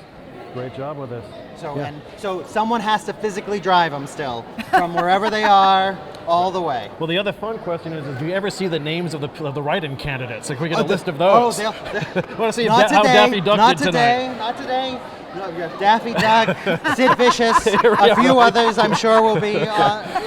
City clerk's happy to tell you in a couple days. Give them a couple days to recuperate. They're happy to tell you. Listen, that'd be a fun social media post that we could do. Yeah, there you go. Yeah, all There you the go. write-in candidates. All the write-in candidates, yeah. Well, James, thank you as my always. pleasure. Very informative. Thank And you. keep forging the city Slowly, into slowly, the surely. 21st century. Appreciate it. And we have those results. So we are going to go to Meredith.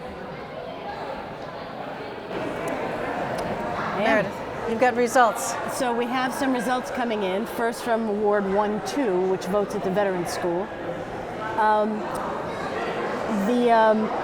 The top contenders so far for the at-large race are Chief McCarthy in first place, Melissa Cox in second place, Jennifer Holmgren in third place, and Jamie O'Hara in fourth place. Now that's just the Veterans School Award.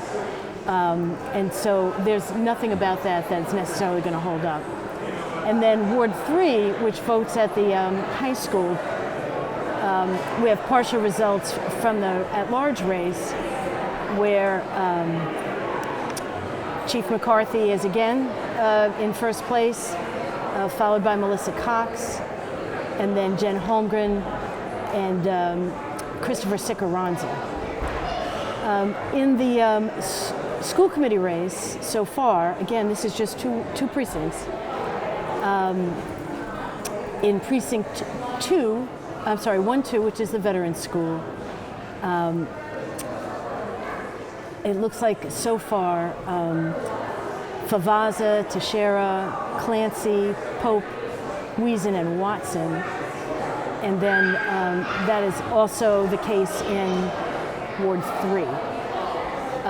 There are 7 people running for 6 seats on the school committee, so there's going to be 1 person who doesn't make it. And right now that looks like Ida Shaker, but there's still plenty of results to come in. Ward 3-2 is coming in as we speak, which also votes at the high school.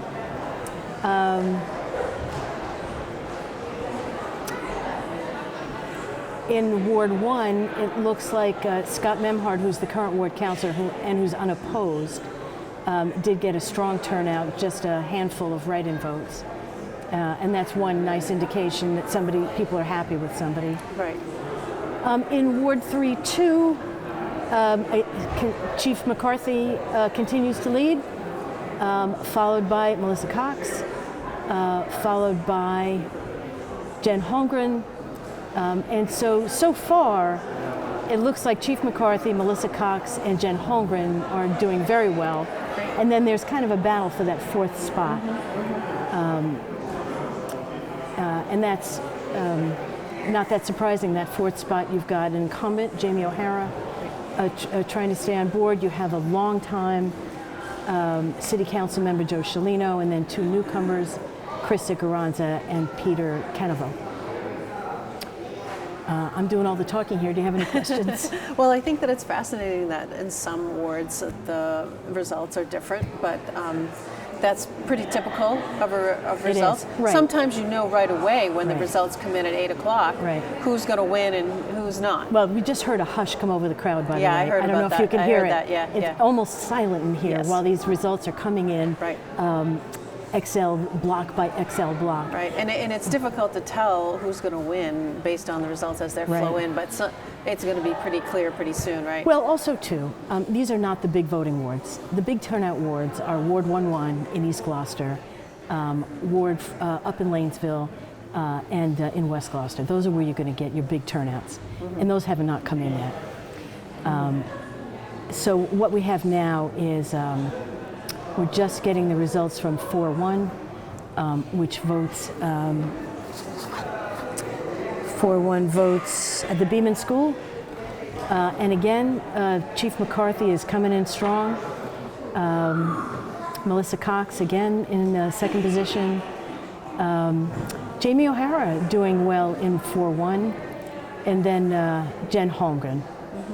And then in the school committee race, I'm trying to synthesize these kind of on the spot. Oh, here we go.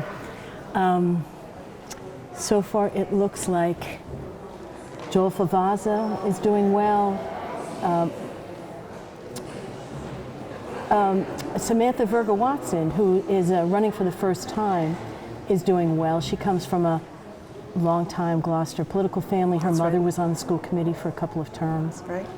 And then Jonathan Pope, Laura Wiesen, also newcomer, Kathy Clancy, all seem to be doing strongly in the school committee race. So let's talk about John McCarthy, because he seems to be topping the ticket in several wards. All the wards, I believe. All the wards? So far. So what do you attribute his strength here? I mean, obviously he's the former police chief. Right. His name is well known. He knows the city very well. He must have come through to folks strong in the debates. I mean, this has been a low information, low key race. And so when you have somebody like Chief McCarthy, who's so well known, and people like him and trust him, he's going to pop off the ballot. Whereas you have some other candidates, like, for example, Peter Canevo, who are not that well known, who are new to the political scene. They might have a bit of a tougher time. What about longtime serving City Councilor Joe Scialino? I know that he wasn't elected in 2017. He's trying again right now, and it's not looking good for Joe. It's not. Although, again, his home ward, 1-1, has not come in yet. 4-2, which is a Lanesville big voting ward, those haven't come in yet. But he's had a kind of an up and down career. He's lost some races. 1 year in 1997, he won by 1 vote. And so he does sometimes have kind of a tough time. And right now he is not doing well. But as I say, his home ward has not come in yet. And Chris Carranza, do you have more? I do have more results. Bear with me 1 second, Maureen. I'm looking at Ward 2-2, which votes at the church across from DiStio's. Lady of Good Voyage. Lady of Good Right, Voyage. Sorry. So in Ward 2-2, Melissa Cox got the most votes, which is not that surprising because she used to be their ward counselor. But she only got 4 more votes than Chief McCarthy. And then it is Chris Carranza that's doing well in that ward, and then Jamie O'Hara. So right now, Chief McCarthy and Melissa Cox are really very running comfortable strong. in the lead. Yep. And then it's a pretty tight race between Jen Holmgren, Jamie O'Hara, and Chris Carranza. So that's very interesting. Oh, now here comes 5-2, which votes in the West Parish School. And so we're really getting down to it. While those results are coming in, just to recap what the school committee race looks like, it looks like Joel Favaza and Samantha Berger Watson are topping the ticket, followed by Melissa Teixeira, Jonathan Pope, Kathy Clancy, and Laura Wiesen. Great. Ward 2 race is now in. These are, of course, unofficial results, but it does look like Barry Pett is ahead of Joe Gigalone. And that is the only contested ward race. That result there is 375 votes for Barry Pett, 323 votes for Joe Gigalone. So we're looking at low voter turnout we too. are, right. The rain. Right, exactly. And also the race itself. There's not a mayoral race, which a lot of folks come out. Yeah. I think in 2017 the voter turnout was about 29%, and we're looking at a much lower turnout this time, perhaps. Yeah, right. That's a tough race for Joe because I think this will be his 3rd loss. Right. And that is tough. He's a very decent fellow. It was a nice, clean, pleasant, gentlemanly race, and hopefully Joe can continue to, if these are the official results. I mean, he may ask for a recount. It's kind of fairly close to recount territory. And the results are now coming in from the Lanesville precinct, and so those should be pretty interesting. They should be done in a moment. Meanwhile, in terms of the mayor's race, well, there was no race, but I always like to look at the write-ins. Yeah, and also, what are Mayor Taken's numbers here? So, great question, Maureen. She right now has a total of 2,814 votes, and there are 261 write-in votes. I mean, there's always characters out there who like to write in, Bozo the Clown and so forth. But, obviously, people are generally happy with the job that she's doing. So in terms of the Lanesville results for at-large counselor, it looks like Melissa Cox came in first there, followed by Jen Holmgren, who grew up in that ward, and then Chief McCarthy, and then Jamie O'Hara. So right now, for the at-large race, it looks like Melissa Cox is leading with 18.75%. Chief McCarthy is right behind her at 17.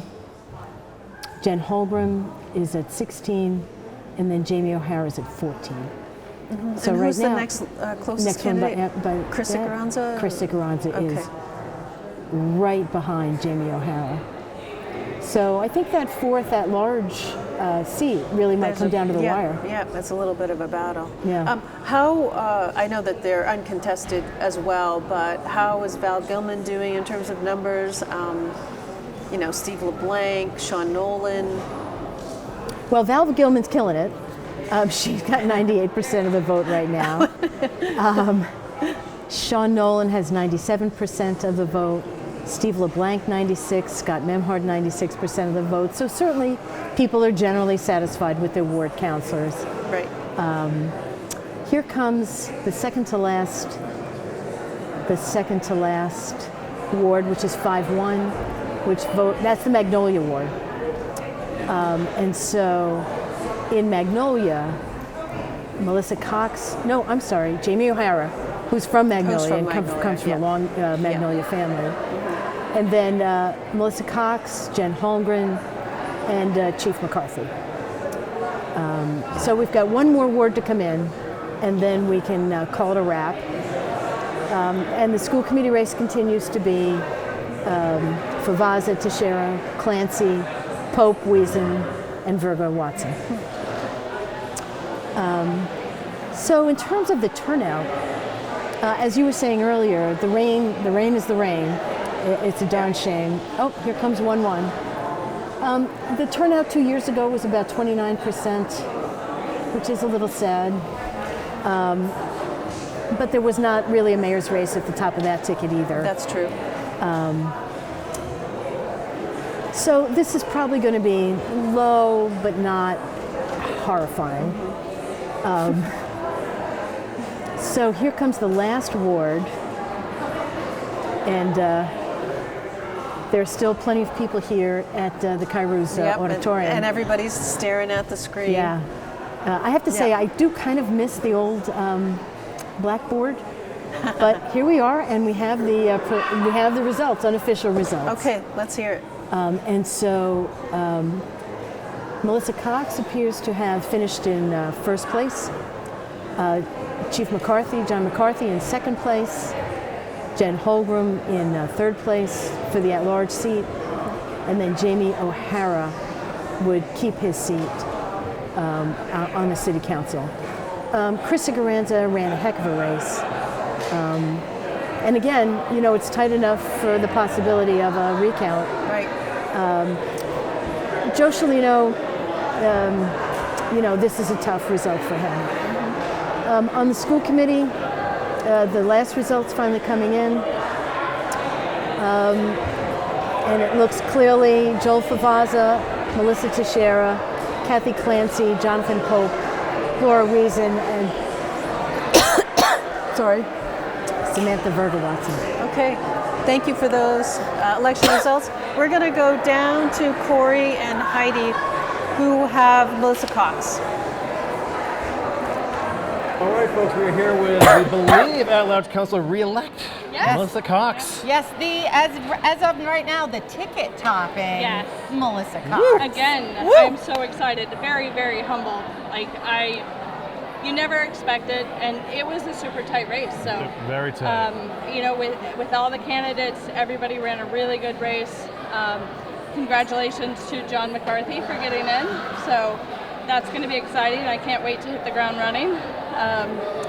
And to all the candidates, everybody would have been great to work with, but unfortunately it's just 4, so. Right, well Melissa, I mean, you work tirelessly, it's 25 hours a day for you. Why does this position mean so much to you? It's my opportunity to give back. I want to serve. I want to do stuff for our community. I'm not born here. I fell in love with it when I moved here, and I just love it. This is my home. So now looking forward towards 2020 and beyond, what are some of the big issues that you want to address? I would like to start with educating people on some of our processes. I think that I know them. Anybody that's involved with the city knows them, but I don't think that we do enough to really communicate the process and our lingo with residents. And I think that's going to be super important. We have a lot of big things in the next 2 years, and I think it's going to be super important that we talk to residents about them and hold coffees and get out there in the wards and really talk to people. Communication is going to be very, very important over the next 2 years. Right. And knowledge is powerful, so if people know more about the process, then they can make informed decisions and really can partner with you and really. and this is one of the great things. I'm working in town now, where a year ago I was working in Ipswich, and I just really, I'm looking forward to having that more one-on-one with people in town. So, Excellent. Great. yes. Well, congratulations. Thank you so much. Melissa. Thank you. Congratulations to Congratulations. you and your team. Yes. You gotta mention your husband for crying out loud. Oh, yes. I'd like to thank my husband. I had to do that to you. He does not get enough props. It was so funny because in the chamber debate, I mentioned him in my little bio, and they totally cut that out. And I was like, come on, this is the last debate that I can have. It might be the last debate ever. I want to give him a big shout out, but no. Oh, I tell you. Oh, so we have a question from Facebook. Uh-oh. Do you want to be council president? Thanks, Arena. I am definitely going to talk to the rest of the council. President or vice president, I would like to throw my hat in for that this year. Steve LeBlanc as vice president this year, he and I have talked several times. We've already started doing initiatives for the next council, hoping that I get in. And if I didn't, we've talked and shared about ideas that the next council needs to do based on our experience. Steve LeBlanc and I are the senior counselors on, which still blows my mind. I still refer to you both as seniors anyway. So. I know. There's a lot of things that we're going to do. And I hope to represent the council as president or vice president. I love being chair of budget and finance. Everybody calls me a nerd for saying that, but I love the numbers. I do. I get the opportunity to sit down with every department head, and to me that is just that personal interaction, and I think every new counselor should start on budget and finance. In some years we have more new counselors than we have seats on budget and finance, but I think it's super important. You get to connect with every department head. You work really closely with the administration on the budget, and you know the city budget. You know where every penny is going, and there's nothing that replaces that experience. Well, congratulations, Thank Melissa. you. It's well deserved. Council at Large Melissa Cox back again for 2 more years, right? And now I believe Maureen and Meredith are with the new Councilor at Large, John McCarthy. Yes, definitely. Hi, we're here with potentially the elect for City Councilor at Large, John McCarthy. Congratulations. Thank you. So it appears unofficially that you came in second. That's what it looks like, yeah. How do you run for City Council at Large in such a kind of quiet election? I mean, how do you get your word out there? You know, we had a lot of help, you know, Jen Beloff is pretty much run our campaign, and she did a great job. She's very savvy with social media, and we had some other help, Joe McAvoy. So they took care of that end. Obviously, that's not my strong point. But we had a lot of support. We had a lot of support from the public, a lot of donations. We did mailings. We did a lot of out in the public, walking the streets and visiting the senior center, the veterans. So I think it all helps. And why did you decide to run instead of just enjoying your retirement? Good question. Yeah. I'm still fairly young. I'm 61, and I've done it all my life. I've worked for the city since I was 14 years old. So just wanted to stay involved, stay, giving back a little bit. So. And are you going to be able to vote on police issues when you get on the council? Have you talked to the city attorney about that yet? No, I haven't. I would think I would. I'm retired, but I mean they can check with state ethics on that. But, I don't think there'd be a conflict where I'm retired. Now the police department's been in the paper a lot over the recent years and so forth. What do you think needs to be done there with the new chief? I think he's a great guy to take over, and I think the last 3 years we've had a lot of positive publicity in the paper. I really do. We started our Cops and Kids program when I took over as chief, and that's grown, and Chief Conley is continuing to grow it, and I think that's the hope of the future is having police in the schools and integrating with the kids. And it's kind of our answer for everything across the board is how do you start anything? You start at a young age and you start it with education. So.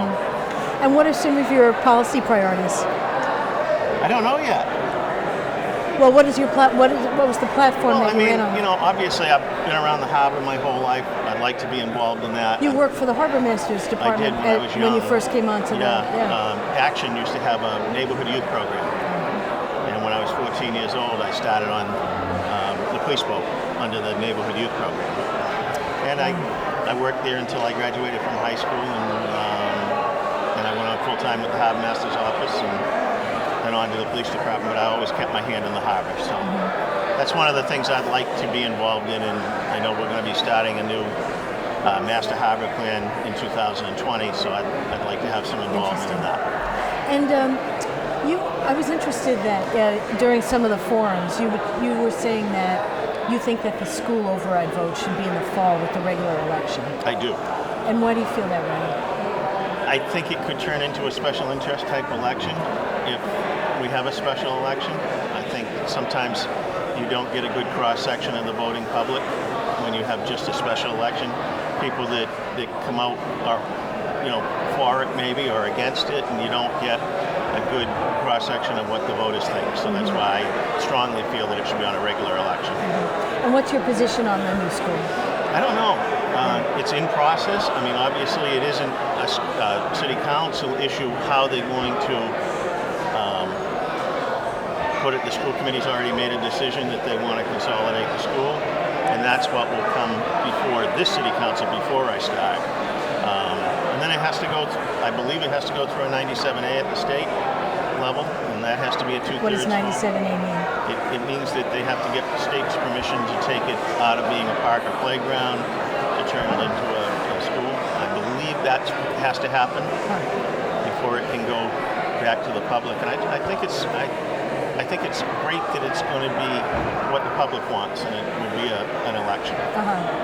And what are your you had some very interesting ideas about managing the city's traffic. I've had a little experience with that. Right, exactly. I'm not talking about putting you down at Barn Lane. But when I first moved to my house on Eastern Avenue, there was an officer down at Barn Lane directing the traffic on Saturdays. And we try to do that. Yeah. And I've tried to, when I was chief, I tried to hire people for the 128 lights and for Concord and Atlantic. And the problem we have is there just isn't enough police to go around in the summer months. I mean, the workforce is worn out, So one of the ideas I had is maybe they could work with the unions and find a way to have a supplemental special offices during the summer. Right, like a lot of towns have specialists The that whole come Cape on. Cod is that way. And Right. a lot of times you find school teachers will take the training and go through the abbreviated academy, and then they'll work summers where they're not in school. Yeah. And, so. And how dangerous is the situation at Wingership, the traffic situation? It seems unbelievably dangerous. Well, I mean, on certain days, I think it could be a public safety issue with the traffic backed up. So, I mean, I think we have to take that into account with the way we handle it. Great. Well, thank you, John McCarthy. Thanks for coming on. Thank you. I know. Congratulations. Yeah, Thank you. congratulations. Thank And you. we're going back to Corey and Heidi, who are going to talk to Joel Favaza. Hello, here we are on the floor with Joel Favaza, new school committee member. Not new though, it's your third term, right? Newly re-elected. Newly re-elected. Still relatively new. Yeah. I think, Congratulations, I'll be the Joel. fourth most senior person on the board. It's going to get scarier, as time moves on. Right. Wow, so tell me now, this is your third term, you kind of know how things work. What do you see as big important issues to tackle? Well, I mean, right off the bat, things we know about, we have a GTA, a teacher's contract that needs to get settled. We have a high school that's in the middle of a state-mandated turnaround plan. We have a middle school about to go on a state-mandated turnaround plan. So administratively, those are some big issues that need to, receive some immediate attention. And then it's working at the big things, right? What our elementary school configuration is going to look like, whether there's capacity and willingness in the town of Rockport to look into future regionalization. Other physical plant issues. We have a high school at sea level. Yeah. That's something that, we need to start thinking about before it's too late. The issue we're having with the elementary schools is we didn't start thinking about them until it was too late. So the high school next to the canal, they start thinking about now, and maybe City of Gloucester can start, a new pattern of thinking ahead and planning for the future. Right. That make me hopeful.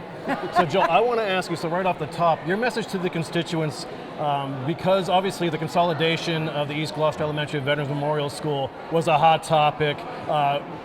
We all know what your stance was, and yet such a great showing tonight. Your message to the constituents. Why do you think you played out so strongly this evening? Well, it's funny. I think the reason I did well is I speak the unfiltered truth, at my own peril sometimes. And some of the wards or precincts I didn't do so well, I think, are because I speak the unfiltered truth. And so you'll notice, East Gloucester, where I was a pretty big advocate for closing down the elementary school, wasn't super thrilled about voting for Joel this time around, and I get it. It's an emotional issue, and it's personal to them. That's their neighborhood school that is going away, in part, thanks to my loud mouth. So what I'd say to them is, I hear you. I understand what you're going through, but I promise I'm not doing this just to, pinch pennies and slash budget. I'm doing this because I want as many elementary school students to have what our current West Parish elementary school students have, and I'd like them to have it sooner rather than later. Is there a timeline now for what happens with the consolidation of the school next? What's the next step here? So we're in process right now. The architects that have been hired are now going to start drilling down and getting a very complex set of plans for the site that's been selected. That'll go back out to the building committee. If they approve it, it'll go to the school committee for approval. It'll go to the MSBA for approval. And then it goes on from there, assuming the approvals come through. Right. And do you have an early temperature gauge on the GTA talk so far? No. Right. Well, yeah. Pull out your crystal ball and tell us. It's not great. So what I'm enthusiastic about is there's some new blood on the school committee come January, and I'm hoping that maybe GTA will use some new blood on their side of negotiations. Sometimes when you have the same people negotiating over and over and over with each other, you just start grinding, and it's hard to innovate. It's hard to think about, new ways of attacking an old problem when you've just kind of been down in it for so long. And so, again, any hopefulness I might have might be about this infusion of new people on the school committee, and maybe there'll be some, likewise infusion on the GTA side of union members who want to step up and work with the negotiating team. Right. Do you have any thoughts at all on implementing more programs through vocational programs, especially at the high school level? I know they lost a culinary program not long ago. Is there a chance that could ever come back? So the culinary program went away because, in part, it wasn't a true culinary program. It was, it was home ec that had kind of survived and been renamed. A real culinary program needs a commercial kitchen. It needs someone with the expertise to supervise that kind of curriculum, and we don't have that right now. And frankly, it's a large amount of money in renovations to that building to get it. So we as a community and as a district have to really commit to expanding our vocational offerings before you'll see that come back. I think what you'll see hopefully in the next 2 years is us working to bolster the shops we do have. This was talked about in the debates, it was talked about previously. There's a wait list for the tech, and tech, right. And there's no reason why we shouldn't be reaching out to anyone along the 128 corridor, Beverly, Salem, Danvers, Peabody, and saying, hey, we saw you wanted to go into the carpentry program or the automotive program or the electrical program at North Shore Tech. You didn't get in. We have those shops. You can school choice into Gloucester High and receive the education you were looking for at the tech, but over here. Right. That's great. Well said. That's great. Well, congratulations. Thank you. Third term. Third term. All right. Third time's a charm. Keep opening your Everything's big mouth. coming up for us tonight. Yeah. That's right. Thanks, Joel. All right. Thank you. All right, so we're going to go back up to Meredith and Maureen, and they have a guest with them right now. Hi, we're here with Samantha Berger Watson, who has just been elected to school committee. Hi, Samantha. Congratulations. Thank you. How do you campaign for a position like this in such a quiet election year? Honestly, mostly social media. Yeah. My goal was really to get particularly young people, young parents out to vote, to be interested in the elections, particularly around the school committee election, because we don't see a lot of young parents represented in the meetings. And so I really focused on that demographic as much as I possibly can. And you did really well. did, You yeah. came in second. I did. Right. I heard first, but You did come in first. So not everything is coming up for Vaza, which I just heard down below. So you came in first. So I'm told. Yeah, that's great. Well, these are unofficial. Yeah. So it was mostly social media, getting out your vote, young parents. And what are some of your priorities for the coming year, 2 years? Mostly mental health support in our schools. Namely, we have one social worker at the high school. One social worker at the high school? One. Each elementary school has one social worker and one school psychologist, and then they all come together into one school and they have one social worker. So that's a huge priority for me to make sure that. And why don't you explain why that's a huge priority for you? What your background Sure. is? My background is in social work. I'm a licensed social worker. I have a master's in social work from Salem State. Most of my work has been in this community. I work for Pathways for Children and Children's Friend and Family, doing in-home family therapy. And I'm very familiar with the needs of this community, and they're great. You know, we have unfortunately, a lot of substance abuse, a lot of domestic violence, and a lot of generational poverty. And we really do need to get to the root of those issues. And the teachers are overwhelmed by the behaviors that are in the classrooms, and most of the behaviors are misunderstood. Kids are getting diagnosed with ADHD, and that's not the issue. And stuffed with pills. Yeah, Right. it's not the issue. And so how many counselors does the high school need? I mean, if I had If in my a perfect wish, world, in a perfect I world. would like to have one for every grade in the perfect world. So 4. Yeah. Yeah. They have, I don't know, when I was in high school, I think there was 4 guidance counselors. I think there should be 4 social workers. And what's your position on the new school? I'm in support of consolidation. I think our priority needs to be safe school buildings. And, you know, obviously technology is important, but that's not my goal. We need clean air, efficient heating. I mean, there are kids coming to school wearing coats. The next day it's 100 degrees in the classroom. Wow. There's teachers having to clear the classrooms because of mold issues. It's not... Really? Yeah. At East Gloucester or veterans? Both. Really? Yes. Wow. Beeman as well. Really? So, you know, we really need to come together as a community to make sure that our kids have safe buildings to learn in. And our teachers, I mean, teachers are impacted. They're there much longer than kids are. So... And now we've heard 2 different opinions tonight about whether the override election should be in the spring or in the fall. Do you have any opinion about that? I really don't. I mean, I think we need a lot of time to get the message out. There's a lot of misinformation about this project that I think we really do need to clear up. Yeah. Well, let me say this though, that if the election were in the spring, it's kind of late to it's almost late to get started now. I agree. Yeah. Do you have anything you'd like to say before we go No, back I'm downstairs? very happy to support this community. I grew up here. I've always wanted to support it in some way. And your I mom feel was on the blessed. school committee. She was. Yeah. She was. She must be really excited. She's very excited. That's great. Yep. Well, thanks for coming on tonight. I appreciate it. Thank you very much. Congratulations. Congratulations, Samantha Berger Watson. And we're heading back to Corey and Heidi, who are talking to Jamie O'Hara. We are here with all you need. You've seen his signs, O'Hara, kind of like Cher, Madonna, O'Hara. We have Pele. Jamie O'Hara, newly elected for his third term, counselor at large. That's correct. How does it feel? Wonderful. Congrats. Thank you. First, I want to thank all the candidates. It was a wonderful race. I hope Joe, Chris, and Peter continue with city government and helping us. They're wonderful gentlemen, and they were a great addition to the candidacy in the race.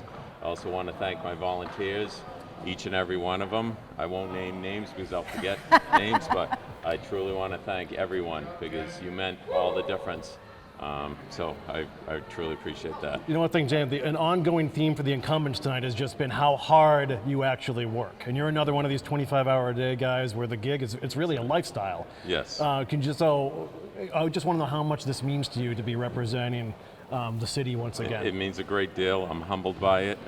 Representing the people, the taxpayers, citizens of the city of Gloucester. I truly respect that. It's a loaded question. Do you enjoy it? Well, I enjoy helping people. And so many people have issues. Everyone knocking on doors at home, everyone has an issue. And to be able to represent them makes a huge difference. So I'm truly blessed that I have 2 more years to help the taxpayers, citizens of the city of Gloucester. Great. Well, we're glad you do too. So Thank you. Thank you. Very impressive, Hard-fought Jamie. election, very impressive. So Thank you. Thank you, Jamie. We're Magnolia boys, Heidi. Magnolia, you Magnolia boys, you stick together, don't you? We do. All right. Let's let these Magnolia boys reminisce and send it back up to Meredith and Maureen. Hey, we're back and we're sitting with Laura Weeson, who was just elected to school committee. Hey, Laura. Congratulations. Thank you so much. What was it like to run this election in such a kind of a low, quiet election? How did you get your vote out? It's been great. I met with people around the city. I had a lot of helpers and supporters in different wards who hosted coffees for me and told their friends about me. And I tried to meet with as many people as I could, as I said. And then, we just sort of kept working until election day. And why did you decide to run? I decided to run because my daughter entered kindergarten, and as someone who did not At the Beeman School? At the Beeman School, and as someone who didn't grow up here, I'd heard very negative things, to be quite honest, about the schools. And I'm a researcher and a producer by trade, and so when I did my research, I realized those things weren't true, but somehow they're taken to be fact. And if I'm in this system, if my children are in this system, I want to do what I can to make people understand what's really happening here and promote the positives and explain some of the negatives. And what's your position on the new school? Oh, I believe we definitely need a new school.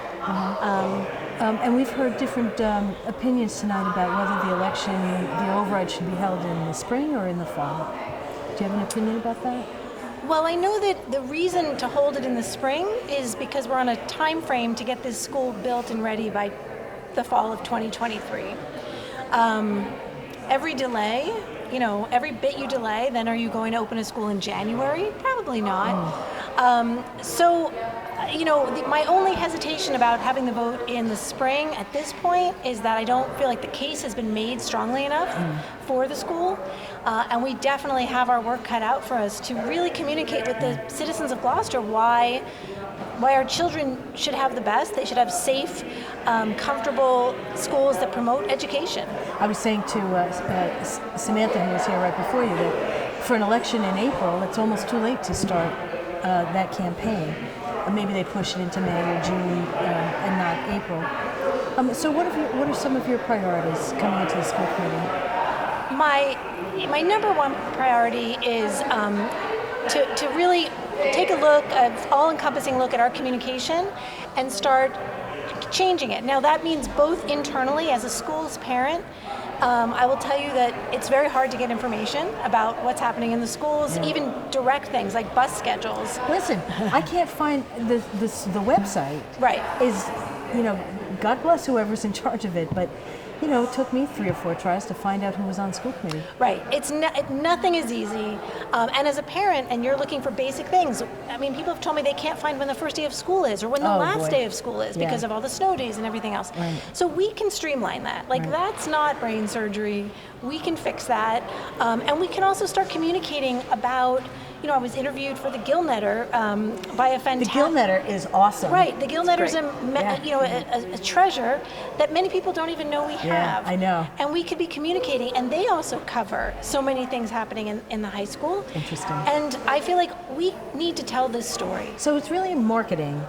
Communications. Communication / marketing / advertising, all of that. Right. That's something that you care about and have a lot of experience with. Absolutely. But it's both internal communications, really like within this family, what's happening and how how do we work together? And then externally, which would be the more marketing piece of how do we communicate with the city and the North Shore about what's happening here. So it's Great. both. It's exciting. It It's is. going to be a terrific school committee, I have to say. I mean, I thought it was, all the candidates were really qualified, really passionate. All of them were really top notch, I thought. Yeah, it's been a great campaign. It's been really an honor to get to know everyone. That's nice. Well, thanks for coming on. Absolutely. It's great to Thank- see you. Congratulations. Thank you. And we'll stay in touch. We'll stay in touch. Thank you, Meredith. Thanks. Congratulations, Laura. We're back to Corey and Heidi, who have Barry Pat from Ward 2. Thanks. You're all set. Going to the brewery?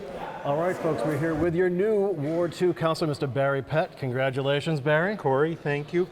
Thank you. Congratulations. And Heidi, congratulations. Thank you.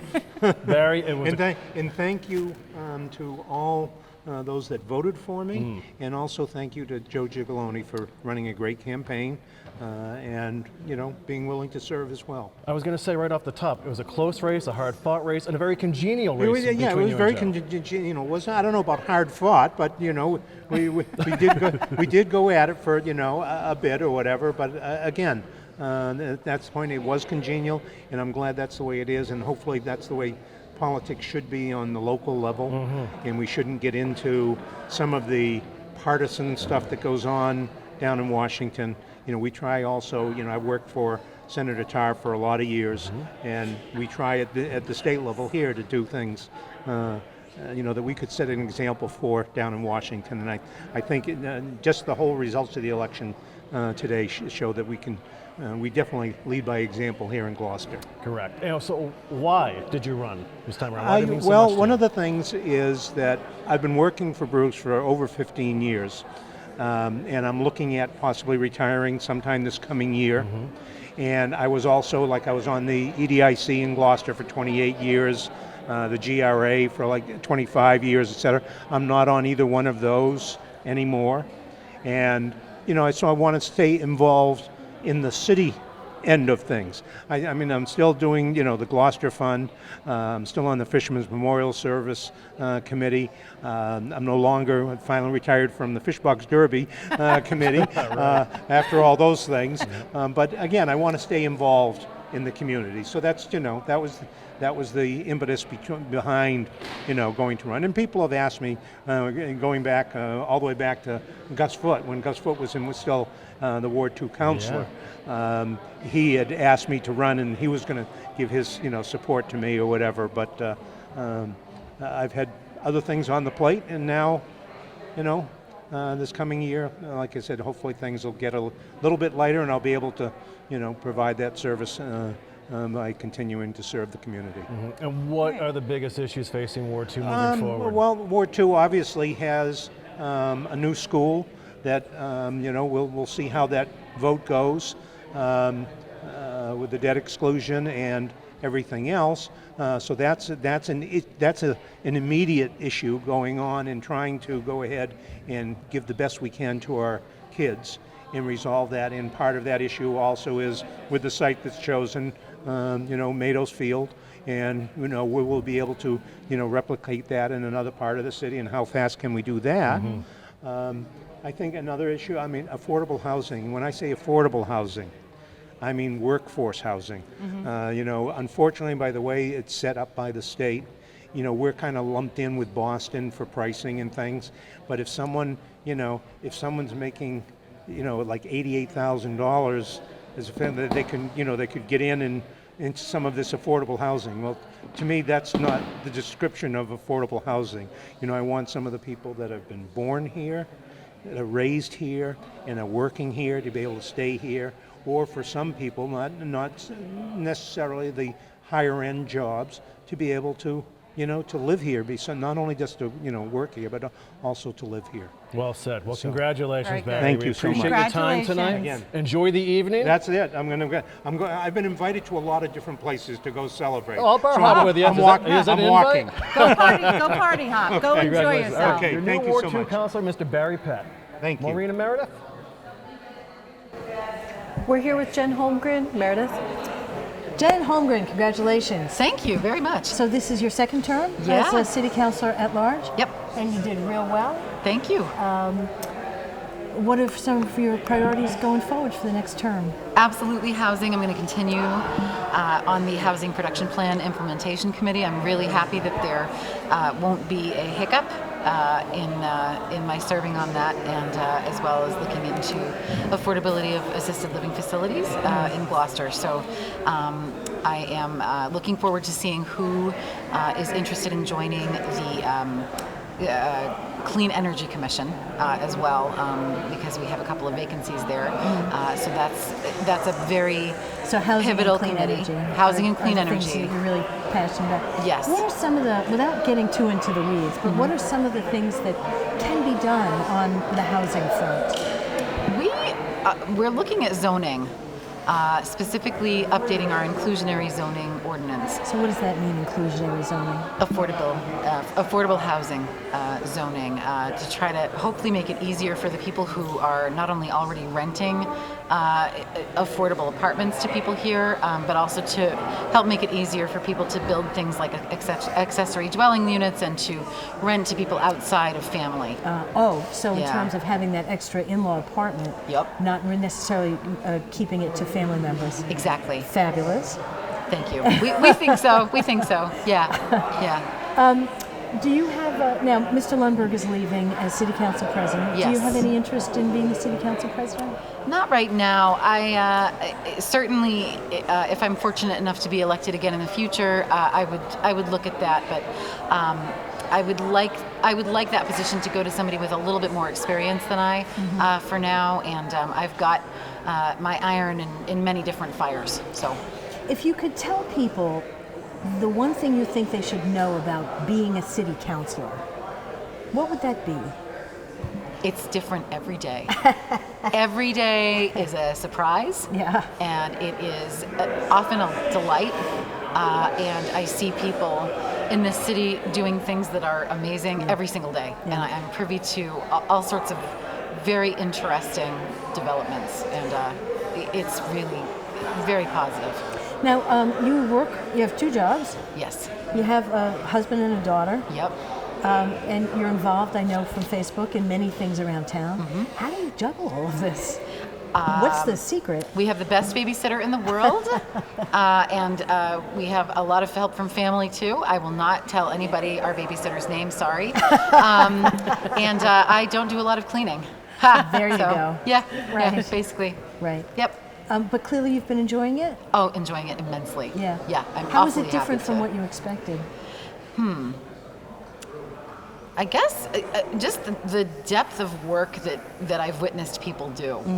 I know that being a city employee is a challenge, but I never realized exactly, number one, how deep our talent pool really is, and number 2, how dedicated to their jobs people are. And I'm awfully glad to work with such an amazing group of talented people, That's not great. only on the council, but in the municipality as a whole. Last question. What's your position on the new school, for or against? We need a new school.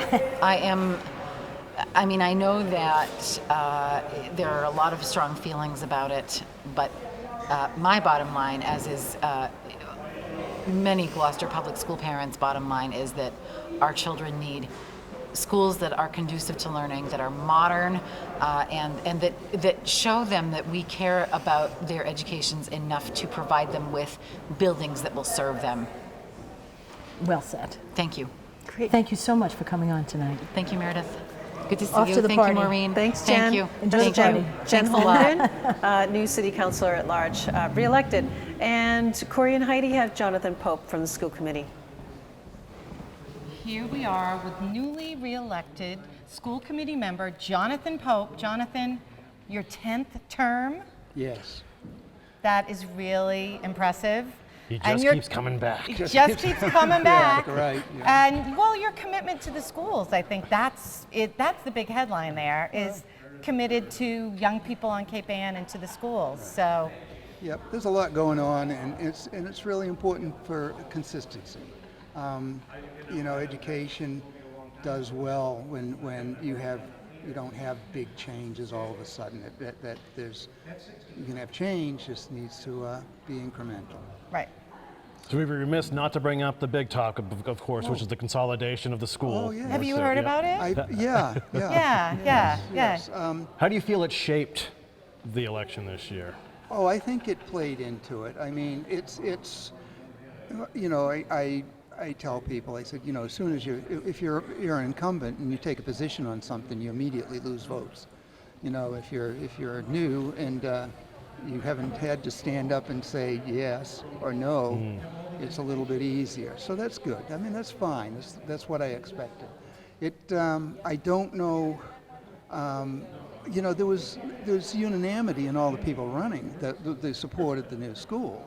So it wasn't like there was somebody that was out there advocating for something completely different. Right. So, you know, so you've already announced. So this will be your last term. Are you sticking to that? Or? As of today. Okay. And so, Really? so absolutely. What do you want to see through in the next 2 years? I want to see the new school built, and I want to see us to pursue consolidation and regionalization with Rockport. Those are two big things. I want to make sure we continue down the path that we've already are well on our way of improving the schools and improving outcomes for students and improving student achievement. We've done a really great job with the elementary schools, and we need to transfer that into the high school and the middle school right now. Did you want to touch upon the teacher's contract at all? No, we're in negotiations. They're public. People can come and watch. We made a 1 year offer, although it's our intention to make a second and third year, but we made what we thought was a very solid financial offer that basically met the criteria that they said they wanted to meet. But because of the election and some personnel issues, we haven't met since September, and we're meeting the 12th, I believe, November 12th. So we're going to get right back into it. I was going to say, it's time for you to get back Yeah. to work now. Right. November 12th, Go to that's bed. soon. You'll be in bed in half an hour, and then That's like next Tuesday, right? Yeah. Okay, that's so we're back at it, you know, we need to provide transition information to the new people.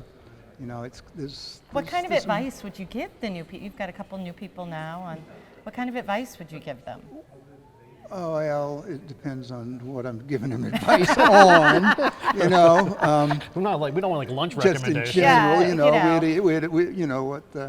I think that the thing that the mistake I made when I first got on was I thought you could really change things overnight, and you know, I went in and tried to do different things, probably a little too fast and a little too aggressive, and they don't work if you don't bring people along. There's a lot of things that we can do, but I'm not sure either the teachers are ready for that or the community's ready for it. Joel brings up all the time, and it is the later start for the high school and the middle school. And from what I've been to meetings with other communities that have done it, it's not easy to do. There's a lot of resistance from you know, different elements in the community. But you know, yes, we have the power to just legislate it. We could do that, but I don't think that's the way we should go. I think we need to bring the community along with us, or so it works, not so we just say we did it, you know. Well, there you have Perfect. it. That's Should why be an we interesting need couple of you. years That's here. why we need you on the school committee. Yeah. Well, I hope I can impart that sort of approach to people, the new people. We've got great new people. I'm really excited about, you know, Laura and Sam. They're both going to add a lot to our capacity and abilities and background knowledge, and I'm looking forward to working with them, and I'm glad Kathy and Joel and me and Laura, no, Sam. Joel, we want to make you sweat it out, John. Yeah, you're gonna sweat it out, or He's looking. can you look over at the tally over there? Melissa. Well, Melissa's been laying low, so we haven't, she slipped from my mind. But she brings a lot to the table. Well, congratulations, John. We appreciate your hard work and look forward to the next 2 years with you. Yeah, thanks for your time. Next, you get to work on that teacher's contract. That's coming around the corner. It's coming around the corner. All right. Okay. Congratulations. Maureen and Meredith, back to you. Thanks so much, Corey and Heidi. We're here with Christy Mercurio Sicaranza, and I'm so sorry that you didn't get to make it, but it was close. Thank you. Yeah, no, I think it was a great experience all around, and I think it's great to have some young leaders that were trying to get out there to put themselves out there and making sure that we have some voices that kind of represents the true diversity of our city. I've been proud enough to be a part of this community for a long while now to make sure that we can have young, accountable, fresh leadership. And that's just part of the journey, is making sure that it's not just how you start, it's how you finish. And so I feel lucky enough that there's a lot of great people out there that offer their time, their service, their love. And, you know, it's a tough loss, but I think it's funny because my supporters were already saying, take one day off and get back to work. Out there. So you came in fourth? Fifth, yeah, narrowly, Oh, yeah. Sorry. No, yeah. Didn't mean to rub it in. So what did you learn from this election that you didn't already know? I mean, you've been involved in politics for, a while. Yeah. What surprised you about the campaign? Well, personally, it's funny because I've helped out on a lot of campaigns behind the scenes, as you speak to. It's very different being the campaign manager than the candidate. Exactly. And it's a little baptism by fire in that regard. So, but the biggest thing I learned is how much people really care about the city and how much they want to see the best of that city and the values that we have here, and to have the right leadership going forward. I did hear from the people I was talking to that they wanted to see more young people get involved, but they also spoke to the fact they wanted to see experienced people. So it's a little bit of a dichotomy there that I couldn't quite get my head around. But my biggest takeaway is, to not give up and to stay involved and to make sure that we have, the right people making our community what it is, a special place by helping everyone and having all the voices being heard. So, that's great. yeah. I've been asking everybody their position on the school. Yeah. And so I'll ask you, because your opinion counts on that. When I think about my nieces and nephews, I think about my potential hopeful future kids, and these are decisions that are going to affect us for a long while. And I think when we're talking about the exclusion and thinking about the value that we can get from the MSBA, the Massachusetts School Building Authority, that can help us get the best value back for consolidation, especially when I was able to talk to the now school committee candidate, counselor-elect, Sam Watson-Berger, from her lens as a social worker, about the resources that we're simply not going to have if we repair these schools. And I understand, especially with regards to the Fuller School and how that all shook out. I think there's a lot of strong emotional and very real, tangible emotional attachments to the institutions that made our students and now the parents who they are today. So it's a worthy conversation. What I don't like to see, though, to be honest with you, and even though I am supportive of the MSBA, is being led to narratives that are pitting neighbor against neighbor. And I think this past summer, as I was getting out there, it was very unusual in the sense to see people that were otherwise best friends or best neighbors or whatever else and being pitted against each other, whether it was on Facebook or in real life. And I don't know if that's something from the top down, from the federal sector coming into Gloucester, but I do worry about the decorum going forward. Interesting. One thing that I have found fascinating these last 2 or 3 cycles is the role of Facebook. Sure. And you are an expert at this. Yeah. There's a whole world of stuff going on inside Facebook. Not always for the best. Not always for the best. And there are people who don't see it. Right. Right? Completely. But, right. Like some of our seniors, they don't even see any of that world. Exactly. And I find that worrisome. Well, and it's more worrisome when you hear misinformation, mistruth, as it's funny, my husband Frank, and I gotta thank him because he's been my #1 fan. I think he's probably having a harder time tonight than I am. Yeah. But that's how good of a man he is. We would sit purposely in different spots during different city council meetings or whatever else, and just to hear, again, the rhetoric, the venom, frankly. Yeah. I'm not gonna lie, disturbing Yeah. is the word I would have to select. And I can't help but wonder once again that if we haven't had a race to the bottom with regard to how people can misuse information. And I think that's why I've always looked at it as a tool to be a vanguard of building a community, not breaking it down. Yeah. And I think I see that too often. Yeah, and that would be ideal. It's a scary time because I think you can appreciate this. I think, unfortunately, we don't have the quality of local journalism that we need. I made that point earlier this evening. Yeah, and I think for me, what I think about is, you know, I was brought up with PR, so the journalist is always kind of like my opposite of sort, but you have to have a good Rolodex to know when you can have a good give and take. Yeah. I didn't see the coverage that I expected, perhaps. Yeah. Even though I took advantage to some extent of trying to harness Facebook, I don't necessarily have the network that maybe a wider network of the Gloucester Daily Times or a more traditional newspaper would. So I think that kind of hurt me, to be honest with you. Interesting. So, you know, if nothing else, Facebook doesn't win you all the votes, and that's a lesson that I'm certainly taking away. So I got to make sure I get out there a little bit more. I did 20 miles over the last weekend, over 750 homes. Wow. You know, I don't think it was that wasn't the effort. I think, to be honest with you, the weather played a big part tonight. I know a lot of working families weren't coming out in the rain when they have kids at home screaming and running around. It was very low. Yeah. And, you know, this is going to be tough going forward when you don't have a true mayoral race, when you don't have a governor or whatever else. So I'm proud of my efforts, all the same. Thank you so much for coming on. It's a gracious thank you thing. both. It's a gracious thing to do. Listen, it's a wonderful thing to celebrate all of our next counselors and school candidates there, and these are our leaders. We got to support them for better or for worse, and I'm proud of everyone who ran, certainly. That's great. And thank you both for everything that you do as well, and that means a lot to me to see great coverage. 1623 has been phenomenal across this whole process, so thank you both. Thank you. Because we sorely need more local media Yes, we access. do. So Thanks. Thank you. Thanks, so much. Chris. Thank you. Kristen Mercurio-Sicaranza. And we're heading back for a final time down on the floor to Awesome. Corey, Heidi, and Thanks. Arena. And seriously, congratulations. All right, folks, 1623 Studios 24-hour coverage of the 2019 Gloucester elections continues here from the floor. Joined once again by Arena McWilliam-Lopez, and it looks like we had a great showing tonight on social media. We did. Actually, over the whole week, in terms of all the election coverage, we've had over 20,000 viewers. Wow. Over 2,000 engagements, and tonight we had over 100 viewers just during the live results coming in. We were utilizing the Google form where people could see the election results coming in. Yeah, all of it. A lot of gratitude just for having that available. So I think this is really an emerging and exciting trend. Oh, thanks so much for tuning in, everybody. That's great to hear. Yeah. So and onwards and upwards, right? This is just the first of many live experiences for us. Yeah, and that's just on Facebook alone. So we've been having conversations about going on TikTok and Instagram Live. So we're looking forward to seeing digital Gloucester come out in that way too. Maybe I'll have to join Facebook. She won't do it. She's not going to do it. I don't know. The people That can be the demand next dialing poll. on social media. That can be the next poll. Will Heidi join Facebook? I don't know. Are you tweeting? No, I'm on Instagram. I'm on Instagram, guys. God, follow all of us. So you can follow us on all the social platforms at 1623 Studios. But again, we thank you for joining us tonight. It's been great. Heidi, Yeah, this thank was you really so cool. much, Corey. It was great to and have Arena you was here. awesome working with you. Yeah. Great to have you here. It thank was you. great to have company down here on the floor.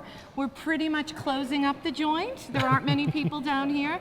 But thank you again, Gloucester 1623 Studios, for letting me be a part of your election night. And it was great here on the floor.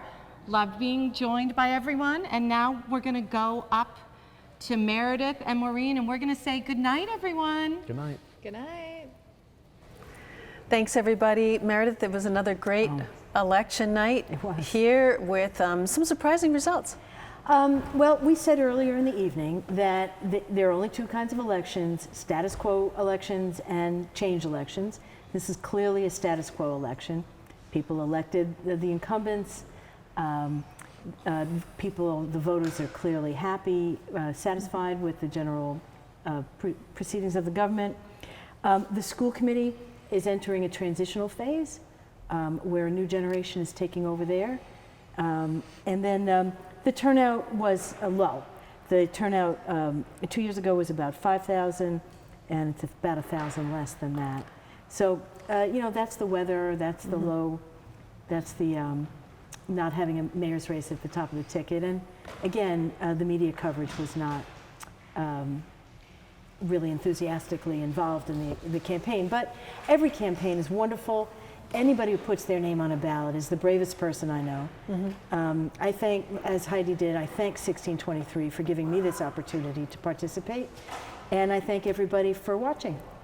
That's great. Well, it's been great hosting again with you. We'll look forward to 2021? Yep. Which Wow, should be another great, 2021. yeah, right.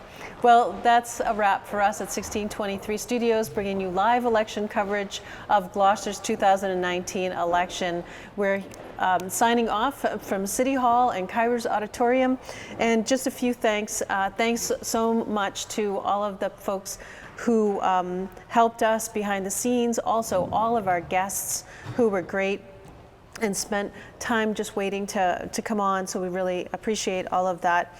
A special thanks to Joanne Sinos, who is the Gloucester City Clerk, and also James Pope, the IT Director for the City of Gloucester.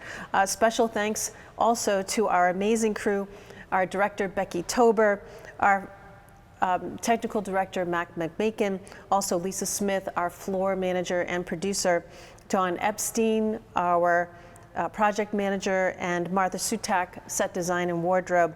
Cameras, David Lufkin, who's been with us on the stage. Thanks, David. Matt Morris, Elliot Trubowitz, and also Maya Gerard. Many thanks to Eric Archer, 1623 Studios Executive Director. And tonight it's been such a pleasure to work with Meredith Fine, Corey Kukuru, Heidi Dallin, and also Arena McWilliam Lopez. I'm Maureen Aylward. Thank you so much for tuning in tonight. We're very interested in hearing your feedback. You can connect with us on Facebook, on Instagram, on Twitter. You can call us, you can email us, and you can also come down to our new offices at 11 Pleasant Street, which will be there in a couple of weeks, hopefully. And let us know what you think of our coverage and also what you might like to see on 1623 Studios. On behalf of everyone here at 1623 Studios and our crew, thank you for watching. We'll see you next time. Good night.